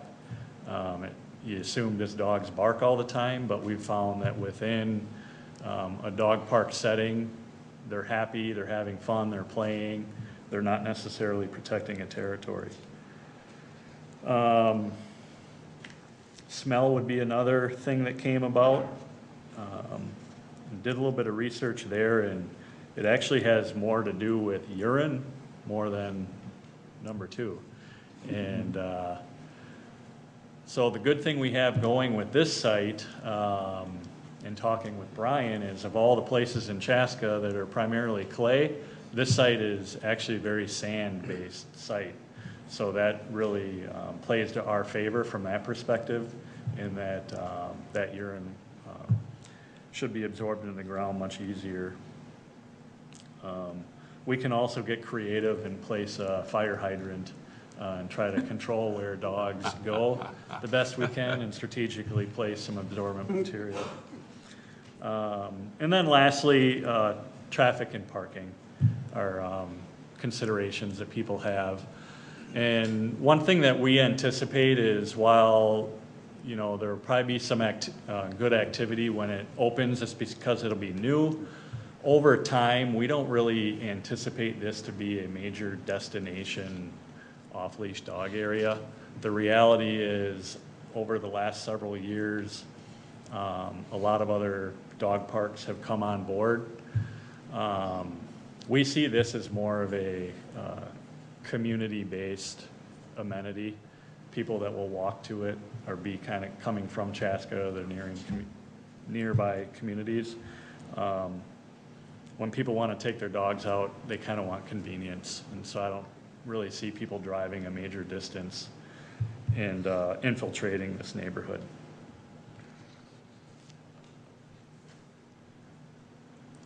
So with that, I just thought we would go through the concepts that we've been sharing with the community. And so this first one... Marshall, before you maybe start the concepts. Yep. Is there a time on these parks that they open and close? I think about the traffic, and it's more maybe slamming doors and stuff like that, but I don't know what time they open. Yep. So we're proposing within our dog park rule, or within our rules, that it'll be 7 a.m. to 10 p.m. So 10 p.m. is the established park ordinance for when parks close, and then 7 a.m. would be the established noise ordinance that the city has. So early morning, or when it's light, what stops someone from going there at 6 and banging doors and it's not locked. Mm-hmm. So it'd be just self-policing again, hopefully? Yep. Okay. So if there was a concern of a neighbor, they could bring that forward and we would handle that. Because there are a few that would be really close to that, but that would be the only thing that I was thinking of, that more of the early morning, when it's dark, it's dark. You can't, Yeah. There's not gonna be a light in there, right? Nope. Okay. Minimal.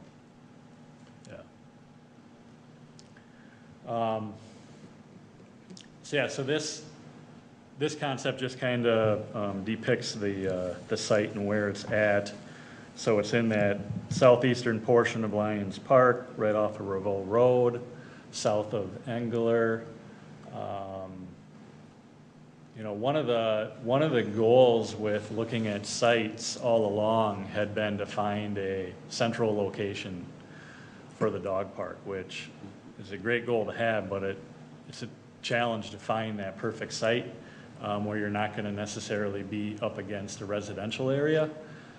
But of all the places, I really think this one lends itself very well, just because the larger off-leash dog area is going to be tucked back into the woods here, and there will still be a large wooded buffer. So virtually the residential area over here won't even see that dog park. And then just kind of the way that the road bends, and where we're proposing kind of this smaller off-leash dog area, you know, right across the street, there aren't any residential. And we also have some landscaping plans to kind of help with any such concerns as well. But overall, this site just has a lot of great features and amenities that kind of bring some vibrance into this side of the park, and allow us to do some things in a little bit more economical way. So zooming in a little bit closer, kind of the major components of this is the interplay of the existing outdoor hockey rinks. So currently to the north, there is an outdoor hockey rink that has a grass interior that's much more difficult to maintain ice in the winter. And it was my understanding that it's also, of the two, very underutilized as of recently. And so the thought is to remove the hockey boards, and we would put up fencing to make a small off-leash dog area here. And then as far as the existing paved hockey rink, we're proposing that we utilize that as parking during non-winter months. So during the winter, it'll be an outdoor ice rink, but during the other times of the year, we would use that as additional parking. We just figured this is a really innovative way to make use of an existing space, rather than incurring the cost and adding a potential parking lot onto this site. Where did you say that the small dog? So right now, kind of this green area here, Okay. that would be just a, you know, essentially we have two different off-leash dog areas. This one here would be where the existing hockey rink is. Mm-hmm. And then the other one would be coming along the trail here and then into the woods, where we would have about approximately 4.5 acres to work with. So there would be some trail improvements within this site. Currently, right now, this is all just grass coming from the road and getting over to this trail here and across this pedestrian bridge. So we would enhance some of the trails to create that connection off of the road and the sidewalk to access these. And then the proposal will be to replace the existing pedestrian bridge. And then as you come across, currently from this point on, the trail is a gravel trail. So we would overlay this trail getting over to the entrance to the larger dog park area. Each of the entrances would have concrete pads where the entry gates would be. And then in addition, we're looking at utilizing the existing shelter building there to make it a year-round facility for people accessing the dog park and the rest of the park. What's the concrete pad by the gate for? That's just to Entry gates? create more stability at those entry gates. And then we also want to make sure that we're providing easy access for people that might be on a wheelchair, Okay. to be able to access the trails and then get in and out of the entry gates.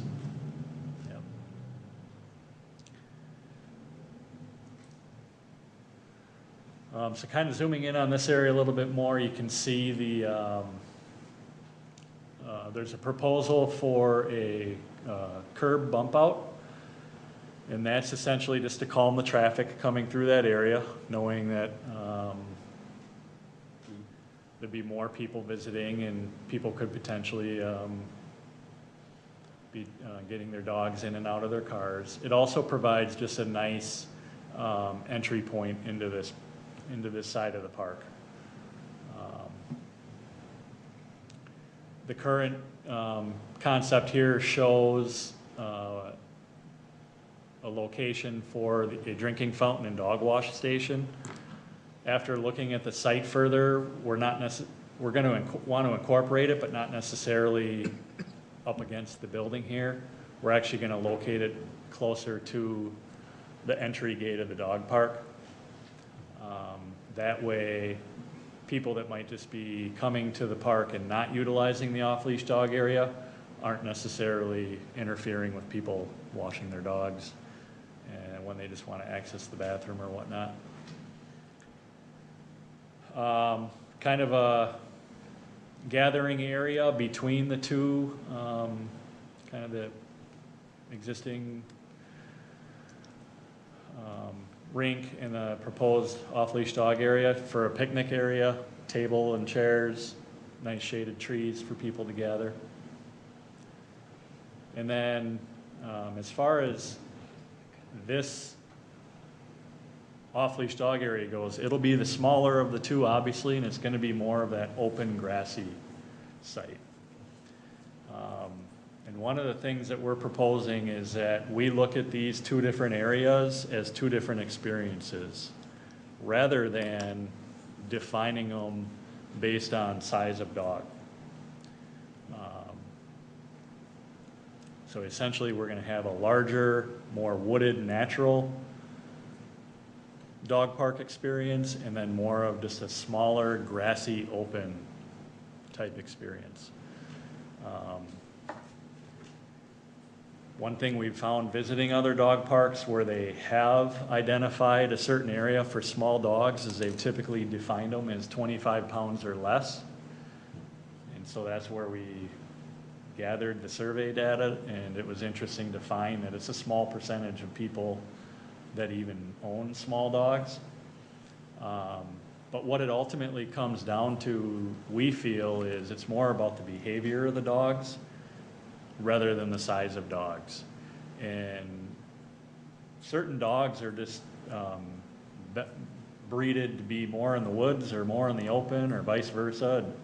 Dogs might be more older and fragile, but of a larger breed that will be better off in the smaller area. So we're going to start by going that route, and it's something that we can certainly gather feedback over time, and if there are concerns, we can certainly redefine it over time. But I think to start, we want to propose it as two different experiences and give people the option to utilize either one based on their dog's preference.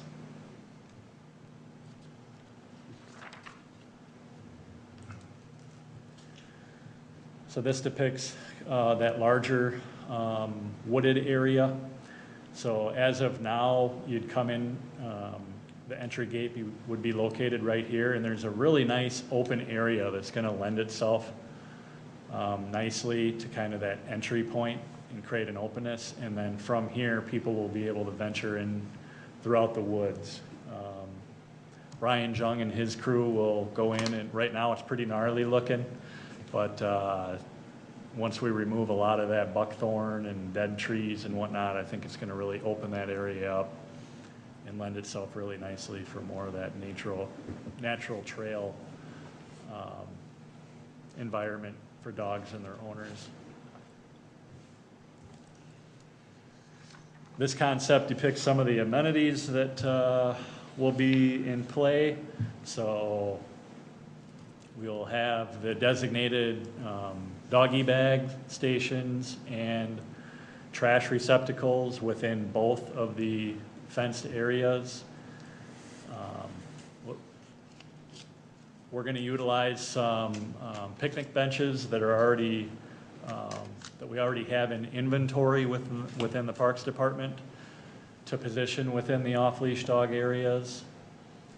We intend to have a drinking fountain and dog wash station outside of that smaller area. And so that'll be accessible by all dog owners, regardless of which area they intend to use. One thing that this shows is kind of some of these agility items. We are not gonna incorporate agility type features within these off-leash dog areas. That was some good feedback we found or heard from people, is that oftentimes dogs don't know what to do with them, and to actually successfully get them to go through some of those agility type things, that's a form of training. And really, if you're doing a good job training, you need to reward your dog with food and treats. And these are those types of areas where we don't want food and treats within those spaces. And based on our observation when we visited other dog parks that have those, they looked underutilized and kind of in rough shape, and didn't make much sense.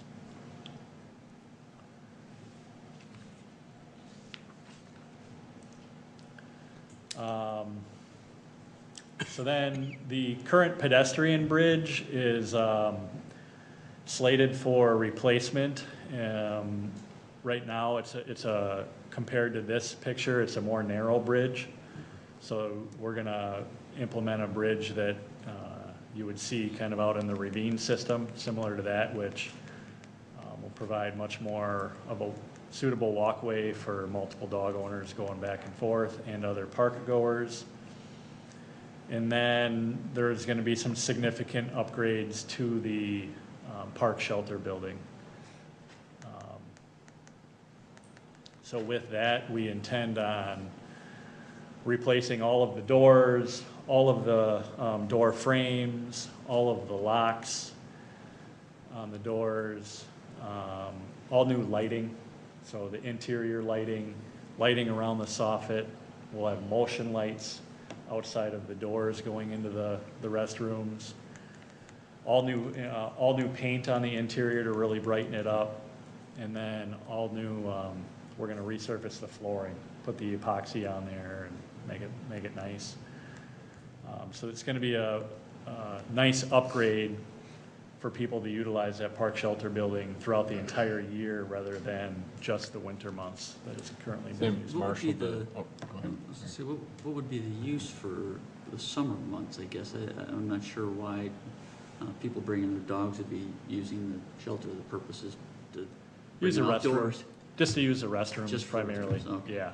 And you could see the people that use the ice rink in the winter seeing the value in this and having that shelter upgraded a little bit, but Yep. I wasn't sure. So it just really Primarily the aspect for restrooms. their- The other side, we'll see if there's ever any use for that, if there's a programming need or Okay. additional storage maybe or whatnot, All right. but, Well, while they're currently a lot of pickleball players, you kind Yeah. of go through this area too, and I think they're using a Biffy, so.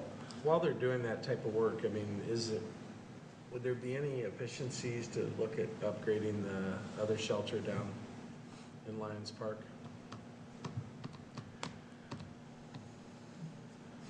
As part of this project, Yeah. I mean, we haven't included that within our budgeting, but.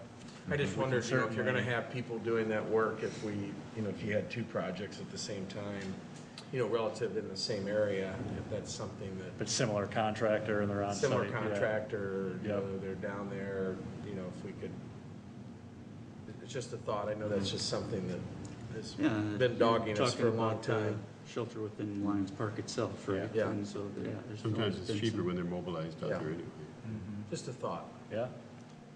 Yeah, I think that's something we can take a look at. And- My understanding is that there's been some broader discussions about how that could get funded, whether, maybe the Lions Club may get involved in some improvements to that park and, maybe the shelter or other features within there, but I know that there is a discussion going on around that as well. So it might be a timing issue from that perspective. I've had a conversation with Matt about that exact same thing, 'cause I that mean, yeah. definitely needs upgrading. It has to and- be, yeah. And I thought that there was a plan about replacing all the fixtures in there and then paint and a little overhaul. I don't know whatever happened with that, I so. thought we had talked about that as part of this, like while we're at it. I don't think so, that was long Thought before. we did. I talked to him before this project was out there. Came up in the last. Yeah, it's been a topic for keep that on your radar. 10 years, at least, 12 years, I bet, we've been talking Because about that it. so. definitely needs some remodel. And in regards to this shelter too, Marshall mentioned a number of different improvements that would be made to that, particularly in the restroom facility for it. But it's important to note also that the fixtures would be able to remain. They just need some cleaning and some refurbishing. But as far as the fixtures that are in there, sinks and toilets, can continue to be used, as they are there today. And that was a question. So there's some cost savings to that. That was a question I had for Nate, because it said redo the bathrooms, but in the estimates, there was nothing there. And I didn't want to make sure that we approve this and then we're 20,000 light because we didn't have the fixtures. And so if that's the case, then thank you for getting that. Yep, and I think new partitions were installed just a few years ago, so those are in good shape too, so. So seeing that, because I wasn't sure, there are doors from the outside to go into the bathroom without need to go into the warming house. Is that correct? Okay. So are we, again, I kind of asked this question at another meeting, are we going to look at some electronic locking that they shut down at 10 o'clock or something to keep the vandalism once we fix these up? That's what's frustrating to me. And it's not happening generally during the day, it's happening over time. But just a thought that I thought I heard that we were starting to look at some sort of electronic locking. So I'd like us to at least look into that for this project if we're not already. Okay. Will we have any surveillance down there, any cameras? Not initially. We feel that by adding some of the lighting features, that's going to help Attractive at night. kind of detract people. So the motion lights will turn on and things of that nature. We're also proposing there will be a couple of additional streetlights kind of on the trails. It's not going to light up the park for longer use, but just if people were in the fall and it's getting a little dusk and they need to leave the wooded area and come back out to their car, that they have a little bit of lighting kind of as they navigate back through that trail over to the street. And in general, I think too, just spurring more activity to this side of the park hopefully will deter some of the bad behavior that may be out there today.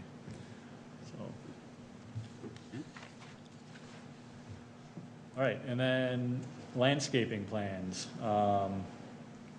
So the proposal here is to essentially build a low berm along the length of the fenced area of that smaller off-leash dog area, and then plant some trees and shrubs. So this bottom image you can kind of see is from a car and a cross-sectional view. If this was the dog fence and people on the inside of it, people in their car virtually wouldn't even see through and into the off-leash dog area. So we really think this is just going to provide a nice buffer. It beautifies the site. And it's just kind of a win-win for everybody, the user and the people that are the passerby.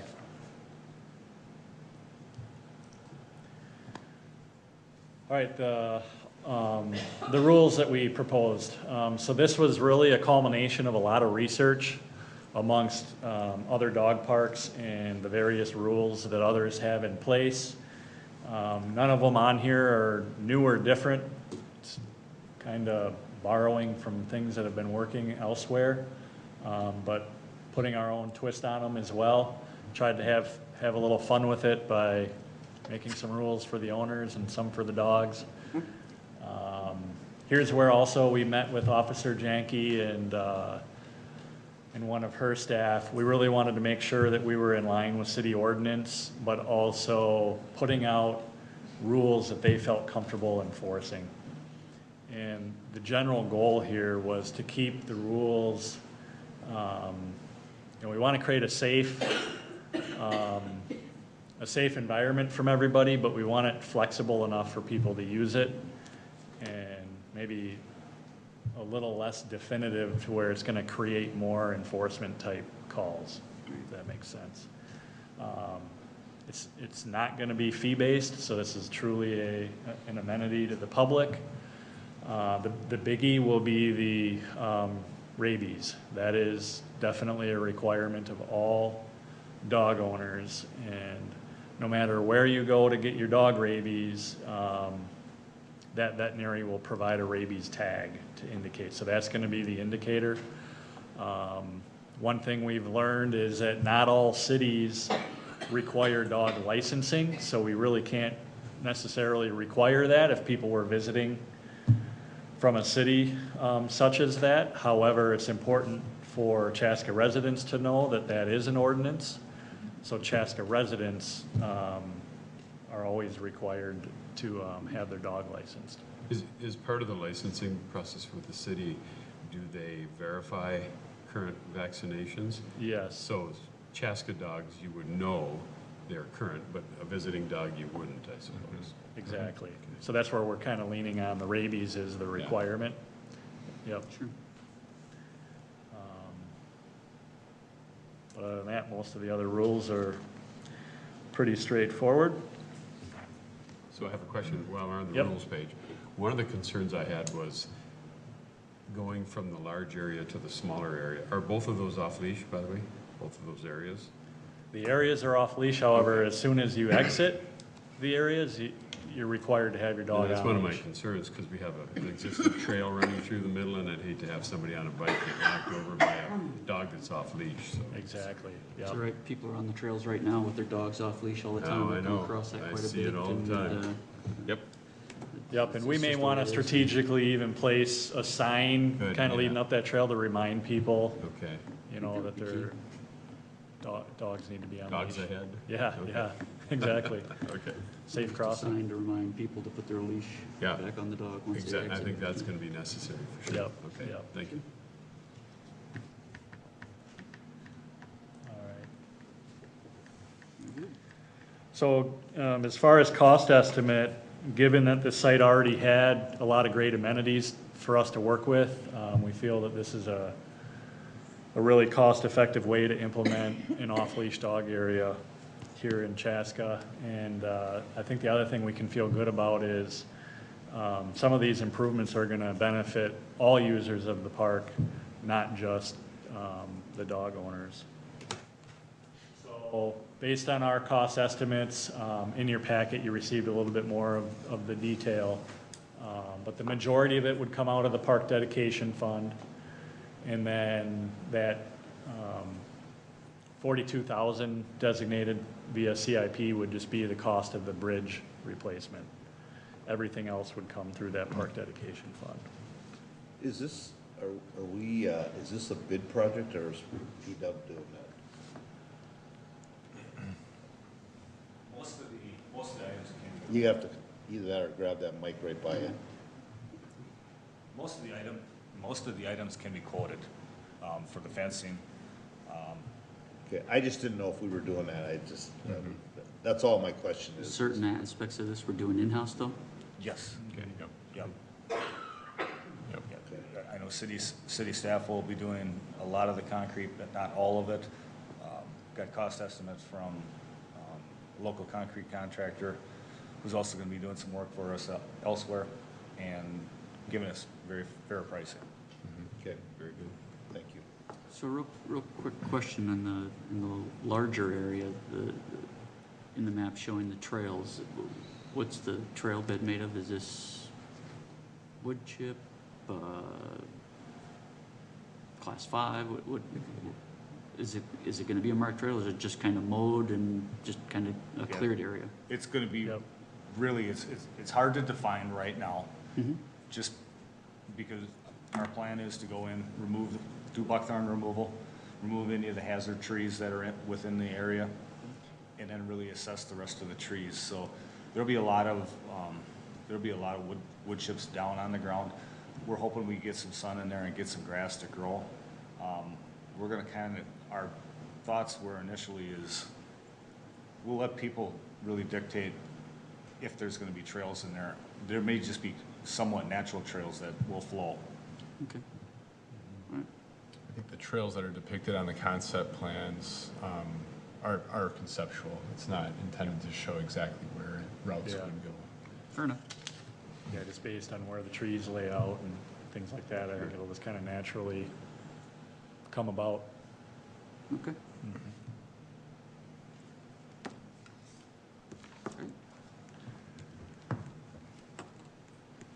One thing to the mayor's question about putting things out to bid, there was a recent change in statute or requirements that got bumped up to $175,000 for a project to need to go out to bid. So since we're going to be able to do, a significant portion of work in-house, that would bring that total cost down below triggering that threshold. Well, like I said, I was just curious if we were gonna be doing parts of these projects. I just want to bring that up because it's a recent change, so you're aware of it. The bump out and the berm and things like that, I know that we can do, but some things it's just, like putting in fence, they can hire somebody probably faster than they can do that, and I just know. Back when. We didn't know how to put up them fence, but we sure put a lot of it up.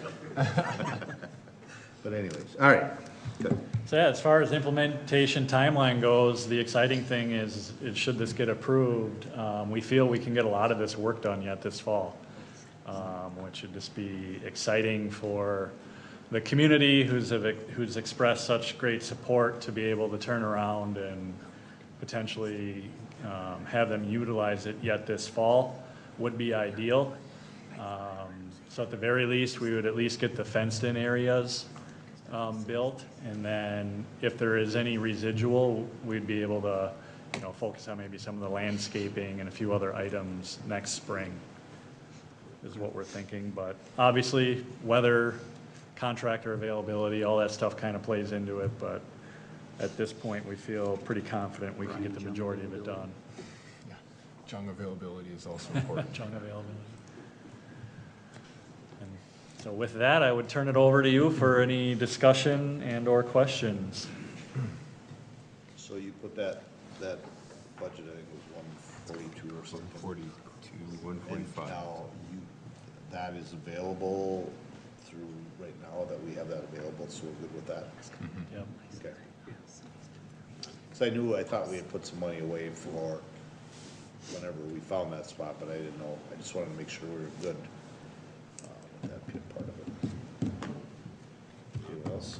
This is exciting. We've been talking about this for a long, long time. Yeah, it really makes me feel good about the fact that we turned down some of the other sites. Me too. That we rejected those sites, and because I really do believe that this is head and shoulders above the other sites that were looked at and considered and or recommended. I like this a lot better. Yep, agreed. I do too. I like the location, even though it's really not central. It really is central to a lot of locations. Yeah. It's not to the way north, but it's really central to downtown, that middle section of town, and easy access. It's not really busy. Hopefully we won't over traffic it, but. Close to trails as well. And it's trails, yep, the trails. Around the model system. Modifications needed. Yeah, so. A lot of them already exist, so. All right, Thank you. Lovely. thanks, Marshall. Thanks, Marshall. Well, what's your thoughts? I'm happy with it. Yeah. Yeah, I'll go ahead and make a motion on this, as soon as I pull this up and read what the. Yeah, I gotta find it here. You make the motion, I'll find it. This iPad is dying on me. If you make it, I'll second it. Okay, so what we're looking for is just to apparently I've got approve it. the, Motion to Yep. approve the recommendation made by the Chaska Parks and Rec Board to implement the proposed off-leash dog area and improvements at Lions Park. so you made that motion? Do we need to add in there that, yeah, I'll leave that motion as is. I'll second that motion. So we have a motion to basically approve this plan to move forward with the off-leash dog area here. So I have a motion by Councilmember Schultz. I'll second that. Second by Councilmember Geisler. Was there discussion? I'm not sure what you were starting there. Well, no, I was gonna consider, trying to potentially add something or direct staff, but we can do that afterwards about, taking a look at the other facilities within Lions Park and how can we potentially implement improvements within those, within the same project. I think you just did. There, he's nodding behind you. So I think that's there, and Marshall, you as well. We would like to see at least some thought about whether or not the other one, or maybe you'll look and find out that there's it's somewhere. I At least know maybe that- have some sort of game plan. Yeah, let's have a game Let's get a plan. game plan for this, because that's been sitting out there for quite a long time, and we've brought it up to discussion several times. Let's look at getting a game plan for that. Yes, I think that's something we can certainly take a look at and bring back, report back to you guys. Thank you. Yeah. Like I say, I don't know that it needs to be part of this motion, because it would be No. just, it'd probably be, Right.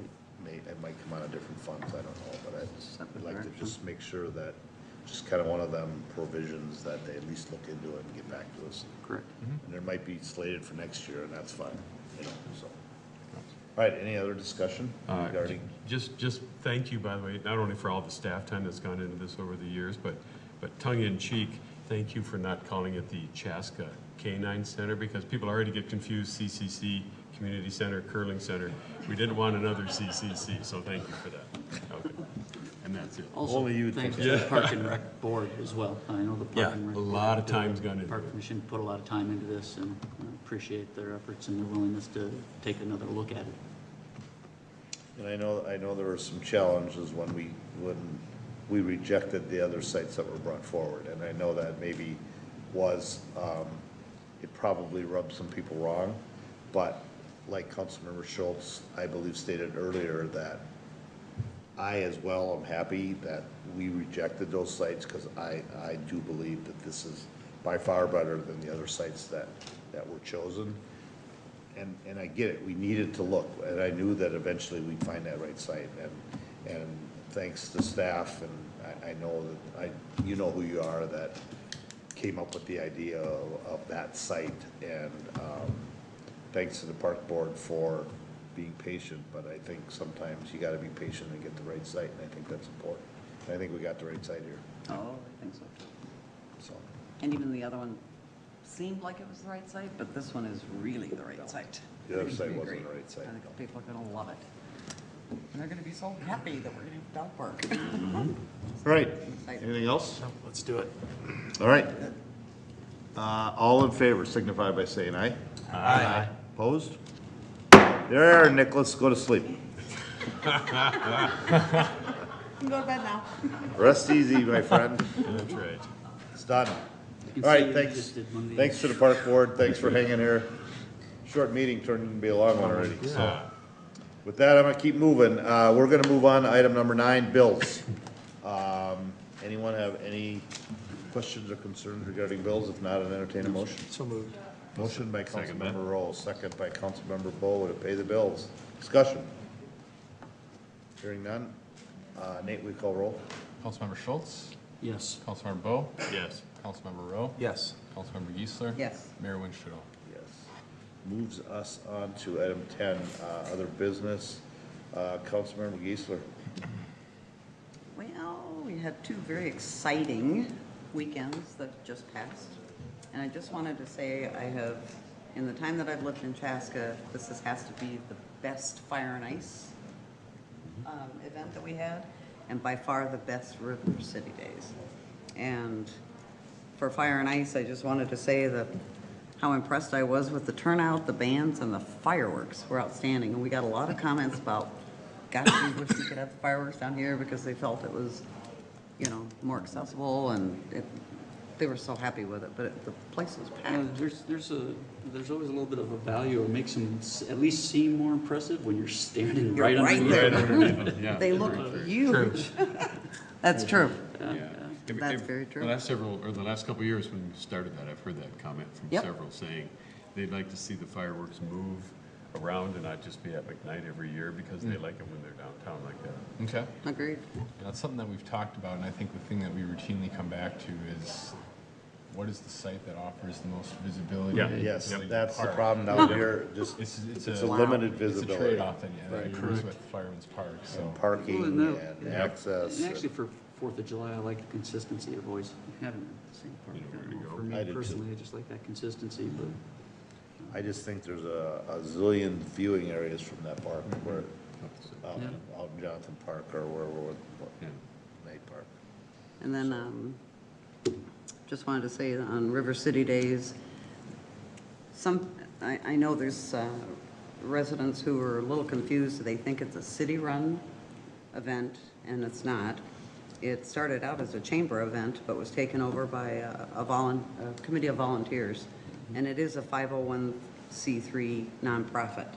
So it is not run by the city. It's totally volunteer, totally funded by donors who they approach to support the funds on that. So it was amazing. It was packed. Every event I went to was packed. People were saying they love the bands, they love the food, they love the way it was laid out, the kids stuff. There was just something for absolutely everyone to do, whatever time of day you want to do it. It was just really a nice turnout this year, really nice. So thank you to everybody. Huh? Weather was nice. Oh, we got lucky, That helped a didn't we? lot. Whew. couldn't argue with the weather. No, it was Talk about, fantastic. Talk about getting bookend. We had a fabulous week with 2 beautiful weekends on Wow. either end. Yeah. And, Not too hot or not too cold for beer sales. right? We got so lucky on that. And then I was thinking from the parade, that was a longer parade than we've ever had, isn't it? I think so. It sure seemed like it. Longest one I've seen here. Is it? It was Yeah, 1 hour yeah, long. It was 1 hour long, typically, which- what, 15, 20 minutes? Yeah. Yeah, And it was 30 minutes max before. different path, but that was fine. And just wanted to thank, shout out to Mike Lindell for being so generous with every year and supporting his community and throwing out the My Pillows. They're pretty popular.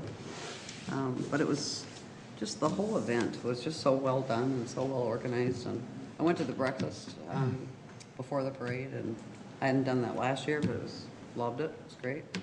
Steak dinner, ooh. Rotary Club, so. Not gonna leave thank us you. anything to talk about. Yeah. I don't think. Sure. Well, yeah, you can, your own experience. How But about a victory? just thank you to everybody who did it, who set it up, who Yeah. had a part Oh, in yeah. it. Another victory for the fire What is it, department. 4 consecutive now? Thanks No, to the they didn't Chaska win last year. Lions They as lost well. last Oh, is that right? 4 consecutive this year. Oh, Last okay, year they okay. lost in the finals. Interesting. In the water fight? Yep. Ah, Yeah, last year they did. had we had that climbing wall before? Is that a first? That might have been the first for that. Because I don't remember recall seeing that that. before. It, For some it reason, I maybe think it was here a couple last of years year. ago, and we've had some different type of things, but I'm not I positive. don't remember seeing that before, but there was a lot of kids using it. Came down really fast Sunday when the lightning was going off though. Yeah. Yeah, You, true. That was- you mentioned earlier that it's a nonprofit organization, they take donations, and thanks for the Chaska Lions stepping up and Yes. really donating They the paid- drive behind the bands. Apparently, they're good bands. Yeah, Very good. That helped to so- bring the crowd and So what we're talking about here is the Lions actually this year went out and, Paid for the bands. well, they actually sought the bands out and purchased them. And Saturday night, Good for Gary really brought a crowd, and It I was think that so really made a busy. difference. There was, unfortunately, I don't think there was many local Chaska residents, but there was a lot of other people. saw a mix. yeah. There was a mix, but I knew a lot of people from other communities that were here Yeah. for the band, and that's a good thing. Yeah. That's what you're looking for. Brings and, people to town. Yeah. So, kudos to the Lions for that, but I just, real quick, I'm gonna piggyback on that. Absolutely. You know, Tim Siebenauer, he's kind of the main brain trust of that organization, and he's got a group of people that help him, like Bob Schneider runs the parade. Don Hall and Cindy Hall help do a ton of work. Yep. And I know there's a bunch of other ones, but I don't know them all, but I just, And they're in the park all weekend. they're Yeah. all weekend Seems like long. They no live matter when there. you go down there, Start to you'll finish, find but, them down there walking around. Cooking even, for my breakfast. Even all was cooking. No. Pleased to say that we have signed the first contract for next year's banned already for River City Days too. Really? I don't think I'm at liberty to announce that officially, but I know it has been signed already. Fantastic. So stay tuned. Was amazed by the attendance. It was Yeah, it was. Not only did every they day, attract a every good crowd, event. but they kept a good crowd, but all kept a day good long in the crowd. park too. All day. Very, very well attended. Yep. And I thought Sunday had a huge crowd as well. So Yeah. Sunday was very well, probably as well attended as ever. I think some of those vendors are gonna rethink about leaving on Saturday and maybe hang around. And that is the goal, to make it more of a Yeah, the, 2.5, 3 day. the car show aspect really seemed to bring a lot of people in. Yeah. And it was I really heard neat kind of positive take a comments on that. walk around and looking at some of those vehicles. There were a couple of really incredible sets of wheels out there, and so look forward to Thanks to see what, that aspect. Auto Pros sponsored that? Yep. Yeah. Gary Gaiman. Spoke with Gary. He had a strong indication that they could make that even bigger yet next year. And so that would be a lot of fun. Well, that's his first year of sponsorship, and I think that'll help, Yeah. you know, and get some car guys in there to help that. He's got a pretty nice car himself, so. Absolutely, 4 foot 2. Yeah. 4'2", so. The most important thing is you gotta keep the weatherman on your side. Well, that's just it. You couldn't, I don't know that you could have drawn that weather up I that mean, we if had it's all 3 raining, you days. can't We're have just the so cars lucky. out on our. It was interesting, I was in the park and I had my motorcycle, I ran home so I didn't get wet. And I thought, I missed this all, and then I went down to the athletic park for a game, they got dumped on there. Oh, yeah. We got dumped on the north side too. The trails were all mud and they said it must have just dumped an inch of rain down Yeah. there. It rained almost an hour at our house. But it never, Spot. Yeah. it just had to be one little spot that drifted south or something. Yeah. It never hit anywhere else. That's good. But the athletic park was nice and dry for the game, yeah, I mean, the field itself, so. Yep. Well, there's just so much going on. But it All was right, back to wonderful. you. No, that's what I have. Just Okay. want to say that, and thank you for piggybacking on it, because there was All right, awesome. lots of comments. Councilman Schultz. Really nothing other than, Nate, thanks. Was out on a run on Sunday down Clover Ridge Drive. Holy moly, what a difference. Looks a lot better than what Good. Good. it did last time. Got those weeds cleaned up and. Where was that? It's all landscape. There's been landscape putting in. Yeah, Yeah, the they've got new all townhomes, landscape now as well. it's Yeah, finally see the starting to. It, townhomes off of Clover Ridge Drive as you're kind of going Over by the through big brass the bird. roundabout, and you start heading north towards Pioneer Oh. Trail. The grass was, had gotten really overgrown. Oh, You couldn't okay. really utilize the sidewalk. It was just all overgrown. It was a mess. Oh, And, okay. Got it. They've kind of cleaned that up and gone through and actually landscaped it as well, Yeah. so. Nice. It looks nice going down through there now. Took a long time Thanks for- to get those, but it's looking much They got better the now. message, and yeah, it was good. I noticed too, Glad they acted just on it. this weekend that I saw some landscaping there, so it's good to see that. Yeah. So, along with that though, some of the sidewalk along there has been kind of beat up as well. Do they have a plan to replace or fix that, or? I will find out for you.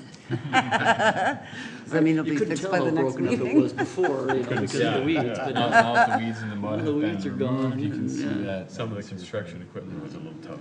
Yep, Yeah. yep. Well, I'll aim to achieve a thanks at the next council meeting in that regard. all right. That's great. Thanks. Yeah. That's all I have. Mr. Bo?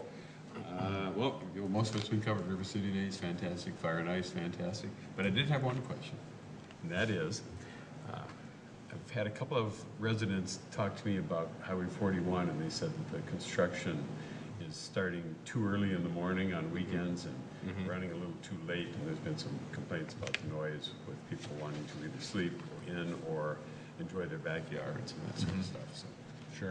I was curious what the schedule was for that and whether we can work with the, I know there's a pinch for time, obviously, and the schedules are a driving force, but. Yep, yeah, and the project was really designed with the goal of minimizing the traffic closure as much as possible. And so I know that the crews are really trying to push and maximize their time out there. So they're working, you know, as much as they can to get that project, to keep the length of the project as short as possible. Yep.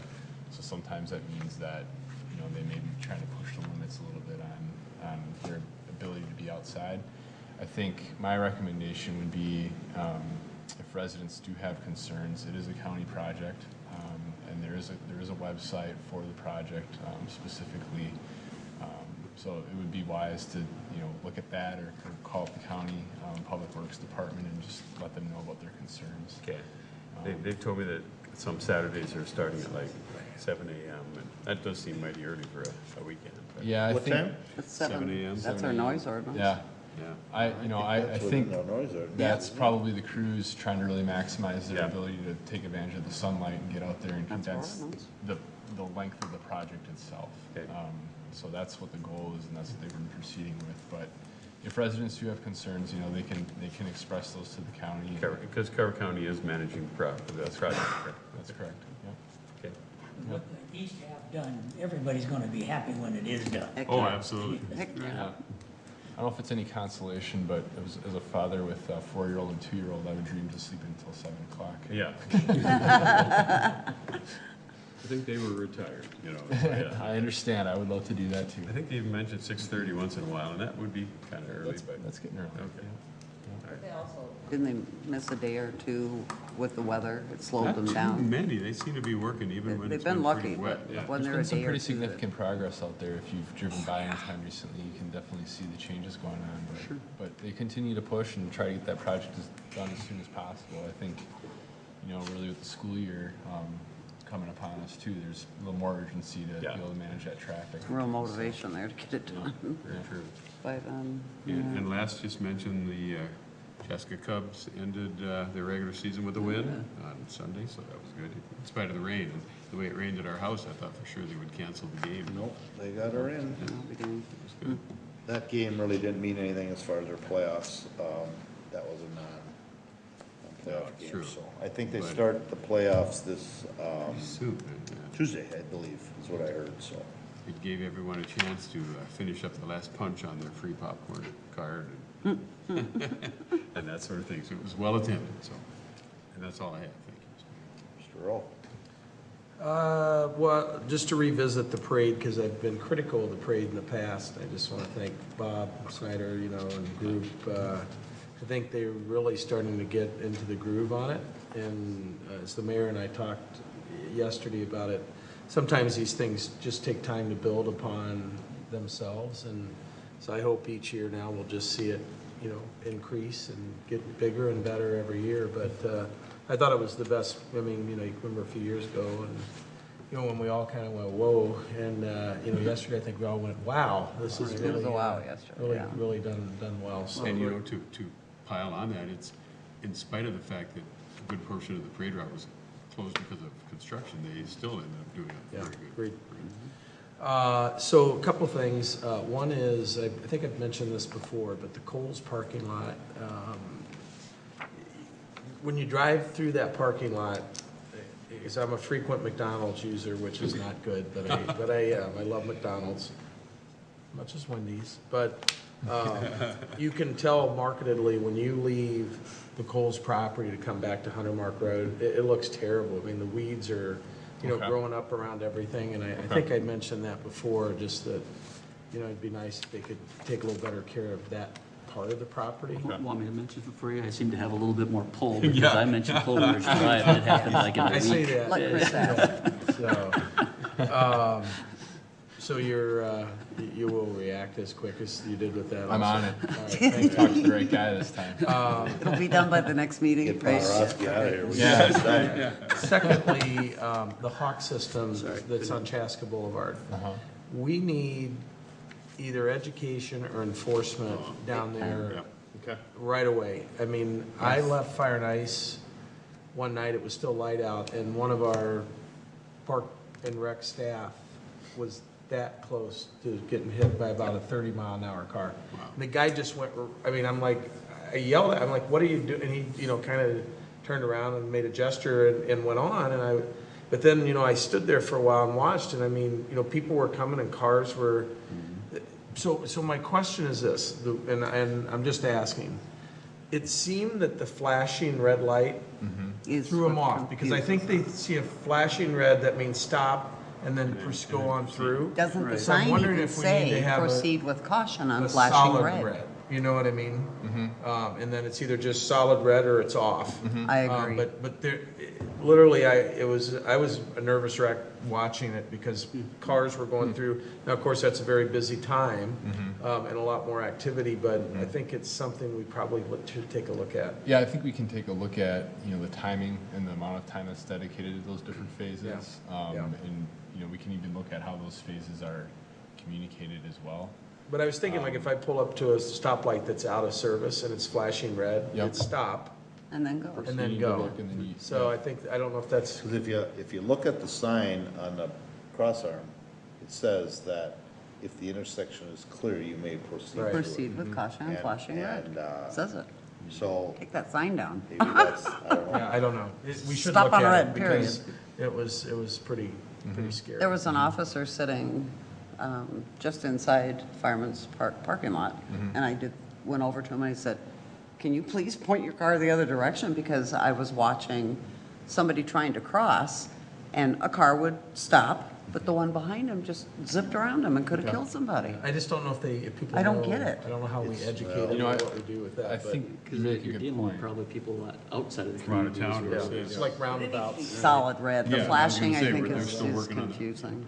So I just, Yeah, and I think you make a good point, Jay, is that it's a sort of combination of enforcement and the Right. education on how it should be used and what's expected. So, and just like you say, when there's a flashing red light at any other intersection, the expectation is that you stop, you look, make sure that it's clear, and you proceed. And that is the intent with the flashing light at the Hawk signal today.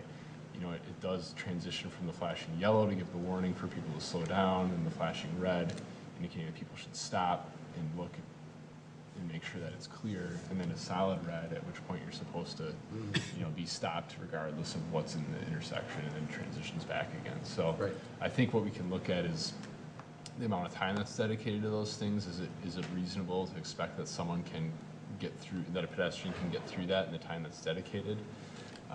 But also, there's the enforcement piece. Drivers should feel like if they're not obeying what that signal is communicating, that there is a consequence and it can be enforced.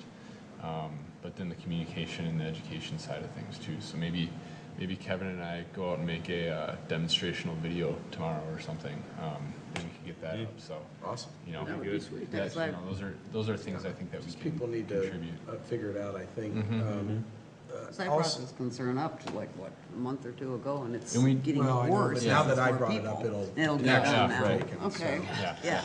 But no, I actually saw a dangerous activity, and I brought it up, Yep, yep. I'm just. And I think, Kevin Paul. we did do some initial outreach and education when the signal came live and online. But I don't know that we've done a whole lot since that original push, so maybe it's time to brush that off again and get it back out, so we can do that. It just really scares me. I've seen so many close calls there. It's Yeah. So just two more quick things. So since we brought up the roundabouts, and I think we talked about this before, some pretty good ruts have developed. I don't know if you guys have ridden around them, but they're like this, and I don't know if it's from the cars going around and it's shifting the asphalt. But yesterday, when it was raining so hard, I had to run out, that direction, and I saw a car get into one, and there was a lot of water, and it actually slipped and went around off to the side. So I know I brought it up to Matt, at one point. I just said, those seem really, if you get into them, it kind of affects your turning ability. Pioneer in Bavaria, that one? Pioneer in Bavaria, yeah. Okay. So a heavy truck going through and the That one, the other one is not as bad, but that one is really bad. That one is really bad. Yeah. That one. And then lastly, when I was coming back yesterday from River City Days, coming up 41, and I really hadn't noticed, I don't know if it's because I haven't been driving that way, I've been coming Pioneer Trail to avoid the traffic.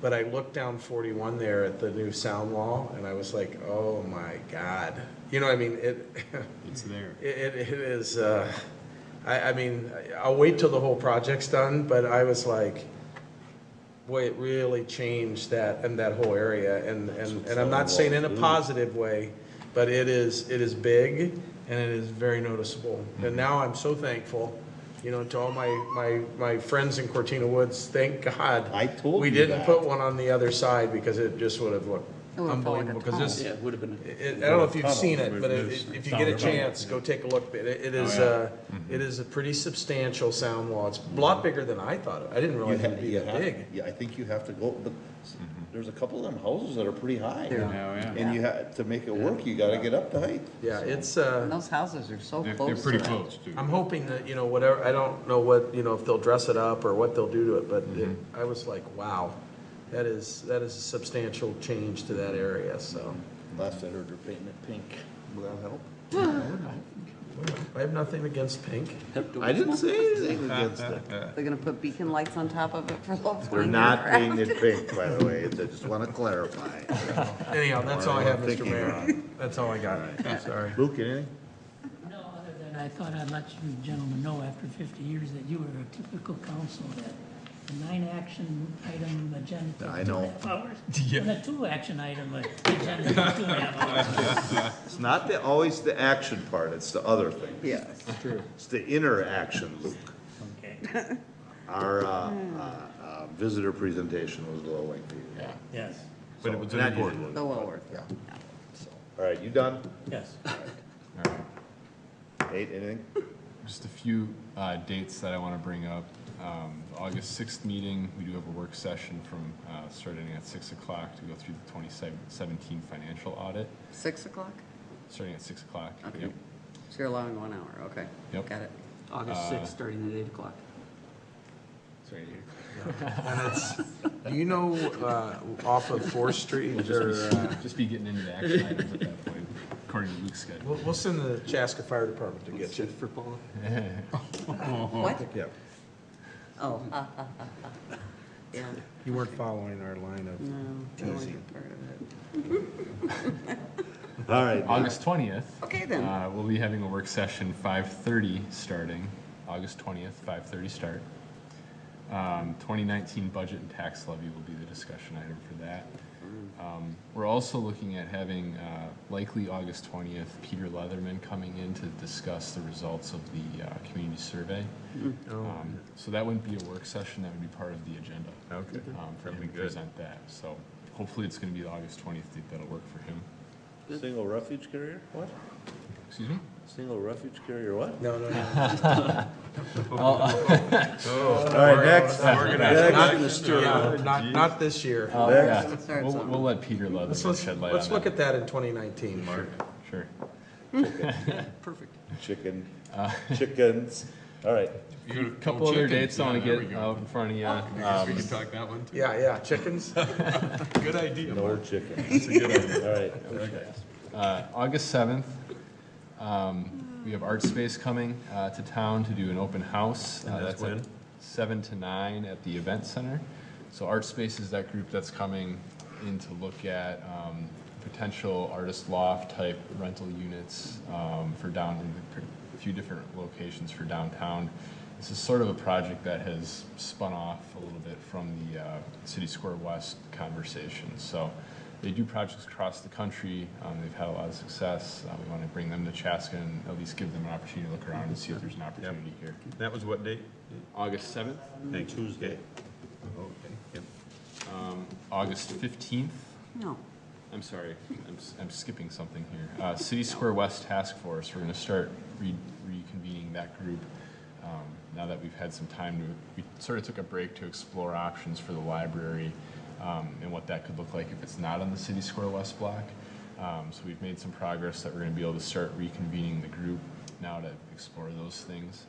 So we're looking at October 15th, September 19th, and October 3rd, bringing that task force together, then with the goal of having some final recommendations to council in November.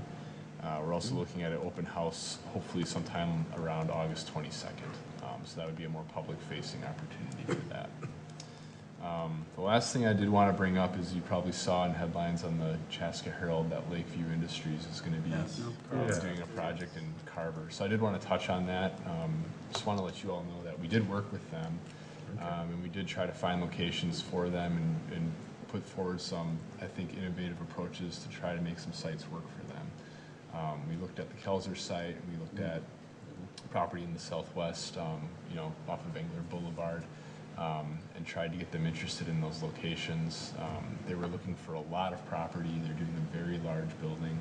And so that pretty quickly narrowed down the scope of options within the city of Chaska as to what we have available to build on today. The Kelzer site, you know, there were some issues. And that's a challenge for everyone on that site, is there's those power lines that go across the site. So we're ultimately going to need to find someone who can work within that. And this wasn't the site for them as a result of that. South of Engler, we did point to some options there. One of the challenges that we ran up against is really getting those sites to a point where they are shovel ready and working with the developer to get to that point. The collector road needs to continue to be extended to Creek Road. How much land did they need? That 40 acres. 40 acres. And also extension of utilities and things to get out to where they would be able to have a 40-acre piece of property to work with. So unfortunately, we weren't able to meet their needs in a timeline that they needed to meet. That's too bad. Yeah, so they're looking at Carver. I think if there's a silver lining, you know, at least the workforce that's working there today will hopefully be able to remain in the community and you know, carry forward. So They're staying in the area, shouldn't impact the workforce so much. It's too bad that they were not able to find something for them, but you can't keep everybody all the time. Right. You know, that's 40 gonna acres happen. is, 40 acres is a lot to have available. it's a big piece. Big piece of land to have available. Yep. 40 Yep. acres. Yep. So And they're part of looking- it was lease driven. They were on a short timeline Yep. because their lease, they didn't want to sign a new lease, and Yep. so very unfortunate, but sometimes it happens. Yep. So I'm gonna end on that note, I guess. Well, that's a real positive. Yeah, I know. Yeah. Wah, wah, wah, wah, Yeah. Debbie Downer. Maybe I should have brought that one up a little sooner, I guess, and ordered things differently. Right, I have, Steal all your thunder? 2 things. Any idea when they're gonna start that Aldi's project? I thought they were ready to tear into that and go. What happened? Yeah, that was my understanding as well. I think they still are intending to move forward with the project yet this year, but it's sort of like Hy-Vee, they're at a point where they just need to pull that building permit and move forward. So it's really in their court on the timing of things. So I haven't. And speaking of Hy-Vee, Nate and I had a conversation, because I you know, community gatherings is where you get a lot of conversation about when's that Hy-Vee gonna start. And Nate said they're really all ready to go, other than pulling a permit, and, you know, the hope is that we're still looking at 19, but there's been really nothing, no other communications at this point. Wonder how much Super Values acquisition and stuff around Cub, you know, will push them into moving quicker. Yeah, that may change things too. So, right, the other thing, the plaques and the Paseo monuments, any idea where that is? I mean, we're 2 years in some of them, and there's still no plaques in them. I don't expect an answer, but just, if you could just check and see. Yep. I think I asked about a year ago, and I thought they were gonna be here then, but, we should find out. That just seems like a long time, so. Yep. Yep. All right. Anyone else? I'm not sure if you're here to talk to someone? Just checking you out. Oh, okay. All right. I didn't know. I just thought if you needed something, I was gonna give you an opportunity. I generally don't at this point, but I live at 625 Creek Road. but I would need you to, Oh, sorry. if you're going to. So you're not going to talk about the dog park or anything? No, I'm not Okay, talking about all the dog park. I live at 625 Creek Road. I've lived there for 20 years. I've been in Chaska for my whole life, 47 years. I'll be 47 in November. I'm a mechanic. I've been fixing cars from Bridgestone, Tires Plus, east of town here. I was there for 8 years. Oh, you're across from the VFW. Yes. I've never met you. Okay. What's your I'm name? trying. My name's Keith Roberts. Thank you. Married to Wendy Roberts. I have 2 beautiful daughters. One's 21, one's 16. I started my business not by advertising, all help out family, locals around town, nothing big, nothing pressured. I'm trying to put up a fence to keep this project that we got going on at the park hidden, but I'm getting pressurized. I'm trying to find a place to put up a shop on the west end of town. I've got a lot of people that have come from Robbinsdale, St. Cloud, Woodbury, all word of mouth, due to friends on Facebook or neighbors or whatever. I don't like being on the east end of town because there's nothing for people to do. I like supporting this end of town because of the curling rink, you know, all the local restaurants, Dunn Brothers. I take a lot of people to Dunn Brothers, Red Bench Cafe.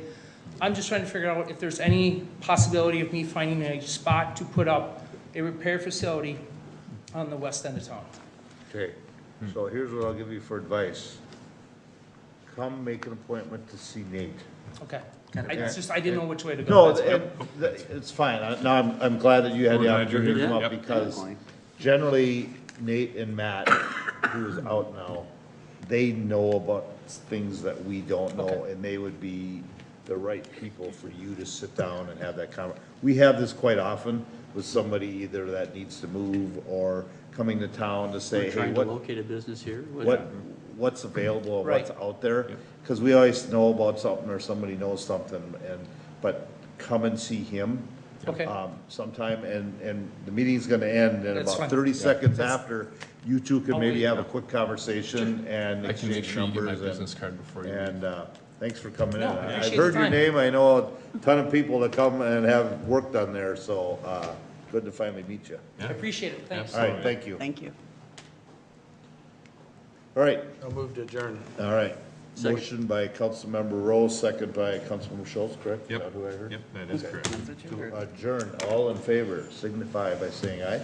Aye. Opposed? We are adjourned, have a good night, thanks.